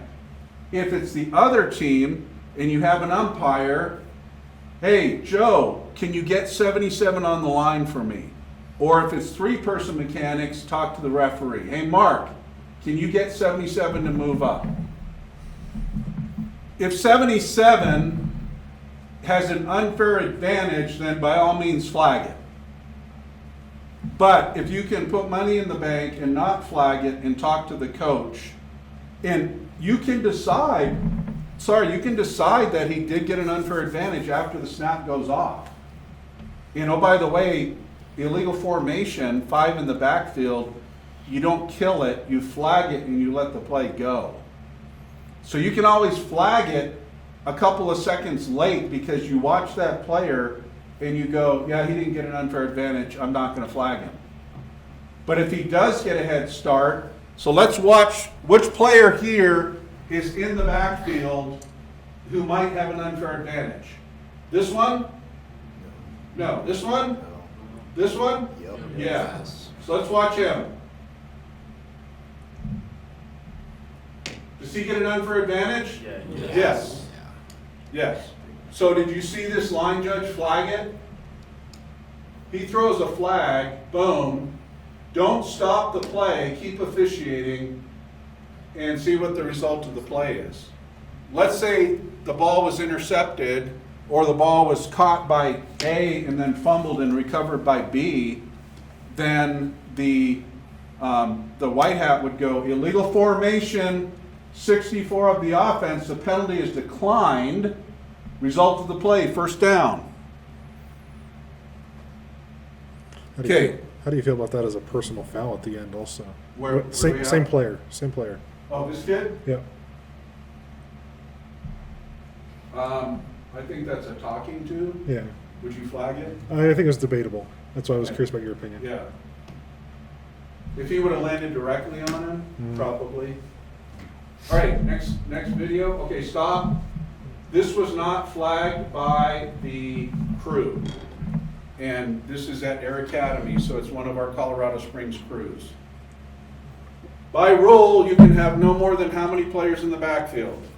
4. How many players are in the backfield? 8. So is this an attempt to deceive the opponents and not have a legal formation? Does this give Team K a legal or an illegal unfair advantage? Yes. So here's the snapper. These 2 players are legally linemen. These 2 players here and these 4 players here, their helmet, neither their helmet nor their feet are penetrating the imaginary line going through the snapper's waist. So we have 8 backs.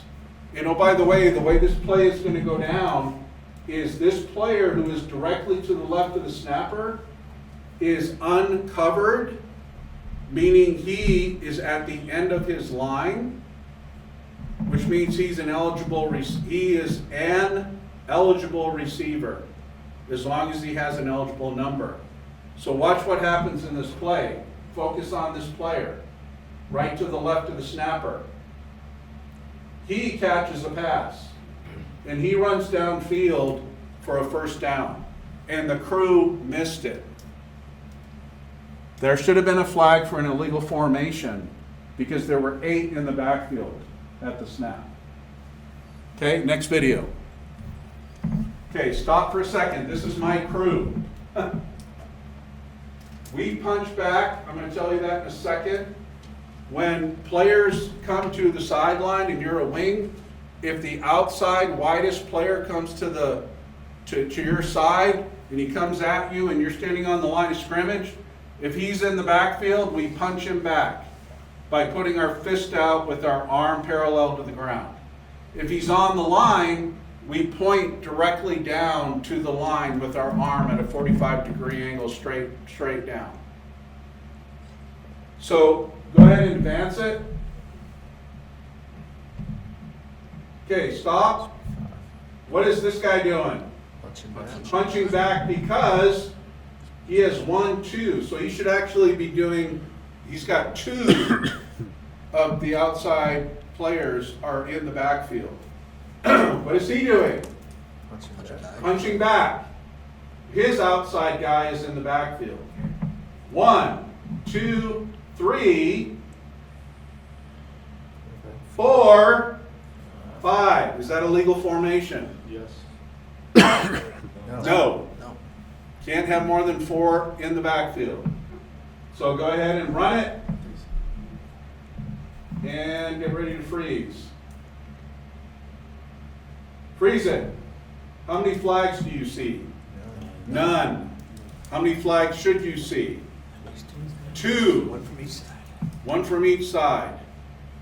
Okay, I don't believe in football gods. I believe in one God. I don't believe in football gods, plural. But on this play, there were football gods. Okay, run it. All online. Fumble. So, my crew's mistake, we didn't get hurt, because what would Team B's coach decide when there is a flag? Yep. Illegal formation, 5 in the backfield on the offense. The penalty is declined. Result of the play, whatever the down was. Make sense? Okay, next one.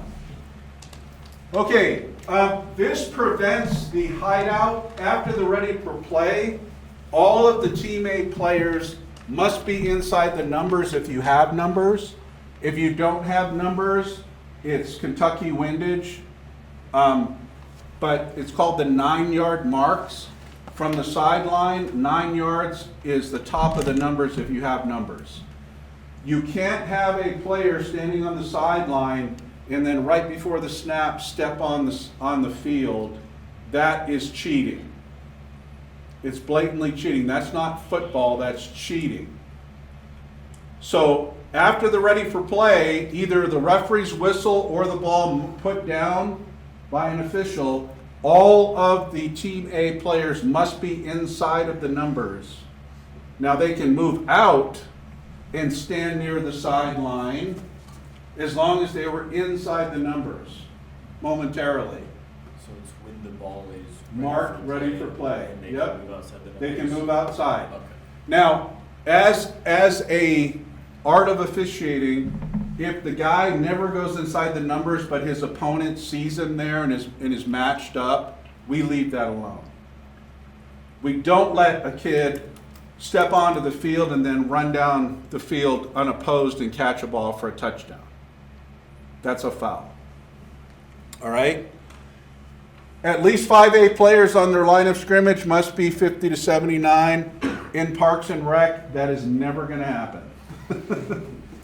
So we're going to try to manage the game and facilitate the game. And if that means telling the other coach, hey, coach, number 77 will be a back. He'll be an eligible player to catch a forward pass. And if the coach wants to cry about it, just say, coach, that's the way it is. They don't have a uniform big enough for that kid, whatever. So even in C squad in high school, sometimes you'll see problems. And you just tell the other coach. Just let the other coach know. There are scrimmage kick formation exceptions. We won't get into that. Playing loose ball, that's a foul. For Team B, all of those other restrictions were Team A. For Team B, I'm almost done, I promise. If you are within 1 yard of the ball, on Team B, you're a lineman. So if you're Junior Seau, number 54, right? Junior Seau, number 54 in the program, linebacker, if you are up 1 yard from the ball, your position on the field is a lineman, which means you can legally be blocked below the waist if the block is immediate. Team B has no formation or movement restrictions. However, they cannot engage in disconcerting acts, which means they can't do anything to try to cause Team A to false start. They can't try to mimic counts like, 82 hut or blue 18, go, go, go. They can't do that. They can't say anything verbally to try to cause Team A to move, and they can't clap their hands or run to the line and stamp their feet to try to get Team A to false start. That is a foul. It's called a disconcerting act. When you're on the line as the wing and you're on the line of scrimmage and you have players leave the huddle and come towards you, you will communicate to the player and declare where that player is setting up. And you won't see this with the younger players, and this is a good idea to tell the coaches, Coach, when a player comes out of the huddle, I want them to point forward or point backward to let me know where are they legally in the backfield or legally on the line. Players will come to the line and give you a thumbs up. Am I good? And your answer is, I don't know what you're supposed to be. So tell the coaches, and a lot of coaches don't know this, when they come to the line, they should do this, I want to be on the line, or they should do this, I want to be in the backfield. And you'll see that in college and the NFL or high school all the time. But the younger kids just don't know yet. When the kid comes to the line, they're going to stand in all kinds of goofy places. Are they trying to deceive the opponent in 5th grade? No. So this is where you put money in the bank. You're not throwing the rule book out the window, but if you have 5 in the backfield because the kid is too far back and his helmet is not penetrating the waist of that imaginary line through the snapper's waist, don't move him up. Don't say, hey, move up, move up, move up, because if you do that, what happens? He's moving up and the ball snapped and it's a false start. So what you do is you can declare and say, 82, you're in the backfield. You're in the backfield. And he looks at you and he does this on his own. Or let the snap go off and then turn to your coach and go, Coach, did you see that? Did you see that 82 was in the backfield? Let's get him on the line. And that's called putting money in the bank. Don't move him. Tell him where he is. You're in the backfield. You're on the line. And then let him make his own decisions. And don't be draconian. Don't get your slide rule out in your laser finder and say, well, you were 2 inches off. Don't do that. Okay? This, I think, is our last slide, I think. I'm trying to stop at the exact moment I stopped yesterday. It's called encroachment when a player from either team is illegally in the neutral zone. So you can have encroachment on the offense and you can have encroachment on the defense. If the offense is stationary and they move, that's called a false start. If the offense stands in the neutral zone and you can't get them back and that provides an unfair advantage, that is encroachment and it's dead. The ball is dead. If you can't get them back and they're way in the neutral zone, and it looks heinous, then you need to get it. Okay? False start simulates a snap. An illegal snap typically is like a jerk, or the ball doesn't leave the snapper's hands. I've seen that a couple of times, where the snapper puts the ball up but the quarterback never takes it. Have you ever had that happen? That's an illegal snap. Where the ball's there and you're like, dude, you've got a job now. Flag on your side only. This is an important precept if you can watch this video.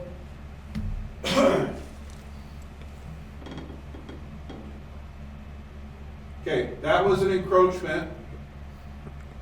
By the way, go ahead and watch, see if you get a flag from each wing. The wing on the opposite side, and this is one of my pet peeves. If you throw the flag, would you please throw the flag? Which means the way you throw a flag is to throw it above your head. Don't sky it, but throw it to about 3 times your height. And try to have it not come right down on the top of your head. But this guy takes the flag out of his belt and throws it, and some people do it and they think they're being stylish. It's stupid. Because when you throw a flag to indicate there's a foul. And if you do that, who knows there's a foul? And even your crewmates are going to miss it. So forget about the style. Get the flag in the air. If you have a flag by both of the wings, what should they do? Come together and talk before they report the foul. Is anybody here a basketball official? Have you ever heard of something called the blarge? A blarge? So you have one official, there's a collision. There's a basketball player driving to the basket and there's a collision and there's whistles and one official comes in and goes, charge, and the other one goes, block. They call that a blarge, where you have disagreement. On the football field, we don't want one official going false start while the other one goes encroachment. So if you both have a flag, run to the middle of the field and talk and decide together what you're going to call. And don't expect dad, the referee, to adjudicate if you can't agree. Because if you come together and you then come to me and say, yeah, one of us has false start, the other one has encroachment, and we can't agree, I'm just going to say, agree. Yeah, just figure something out. And typically, you're going to lean toward false start because the offense knew the snap count. So they're held to a tiny little bit of a higher standard. Now, is it possible you could offset those two penalties? Yes. If you just can't figure it out, yes. But I would hope that you could come to an agreement. And don't be the kind of person that always needs to get your way, but don't be the kind of person that always gives in. So if your partner goes, man, I had a really good look, my guy moved first, then go, okay, good, we'll go with that. All right, next video, stop it. Okay, so this guy here is on the opposite side, and when you're a wing, you basically share the center, and then you have responsibility for the players on your side of the field. So here's the linesman. He's watching these players. The line judge is watching these players. The referee has the quarterback and these players. Okay, so let's watch it a couple of times from the beginning. Watch this kid. Is that a false start? Yes. Yes. High school football, yes. 3rd and 4th grade, probably not. Okay, go back. Was that encroachment? Yes. Okay, so he gets it. What is that flag there for? Moral support. Should he throw his flag? No. No. He doesn't get a say. So when you come together, those two should come together, and he's got a flag too, maybe. So they call it encroachment, and the kid back here who was the back who stutter step, maybe the referee missed it, I don't know. But if these two guys both throw flags, they should come together, and the line judge should say, I've got the number of a good proctologist that you can see after the game. No, actually, don't be combative. I would just say, hey, what did you get? And he goes, well, I saw encroachment. I'd say, oh, you mean on my side? That's what I would say. And if you have a good enough relationship, then the guy would go, yeah, I'm sorry. And then you can say, here's the proctologist number. Wait, so if the defense does encroachment and an offensive player like does false start, but if the encroachment is first and they're responding to the encroachment, is that a false start still? Or Okay, will it so just what be- happens when the defense encroaches? They break the neutral zone. Yeah, but what happens? No longer ready for play. The ball remains dead, and whatever happens after that, unless it's a personal foul. So let's say you have encroachment, and the kid runs in and then blows up the quarterback. Yes, the ball was dead, but the personal foul cannot be ignored. So if there was encroachment and then Carter comes off and he blows up the nose guard and just destroys him, I could flag him for unnecessary roughness. But the encroachment negates the false start. It's like it never happened. Okay, let's go. Okay, that's it for now. So if you're listening on the video, you had 2 key words and a key joke that was one of the best jokes that you guys have heard all day. And I want you, when you email me to say you watched this video, I want to hear the 2 key words, and I want to hear the joke to get credit for watching the video. Next week, we have the same Saturday session from 8 to 12 here in the room, and then a Sunday session from 1 to 5. And then on March 7th, we have the field day at Harrison High School from 9 to 1. I'm going to send an email out this week with a link to this video, thanks to Tim. And if you want to watch it again, double speed or whatever, just to pick up the content. I am also going to send a note to folks who didn't show up and say, are you still interested in coming? And then I'm going to also send you a link for a quiz. It's an optional quiz that you can take just to kind of check how you're doing. So if you get a 0, that's your business. But if you would take the quiz, and it also kind of helps me if I look at it and everybody's getting a 0, then I'm wondering, am I really that big a loser? Any questions for me? What do we do with this question? Yeah, good. So put the questionnaires on the table so I can collect them. I have a pile over here of questionnaires that were already filled out. If you could put your questionnaire there, and if you would take your plastic tent and bring it over to the tents and stack them up, and then keep your name with your gear so that you can reuse your name, that would be helpful.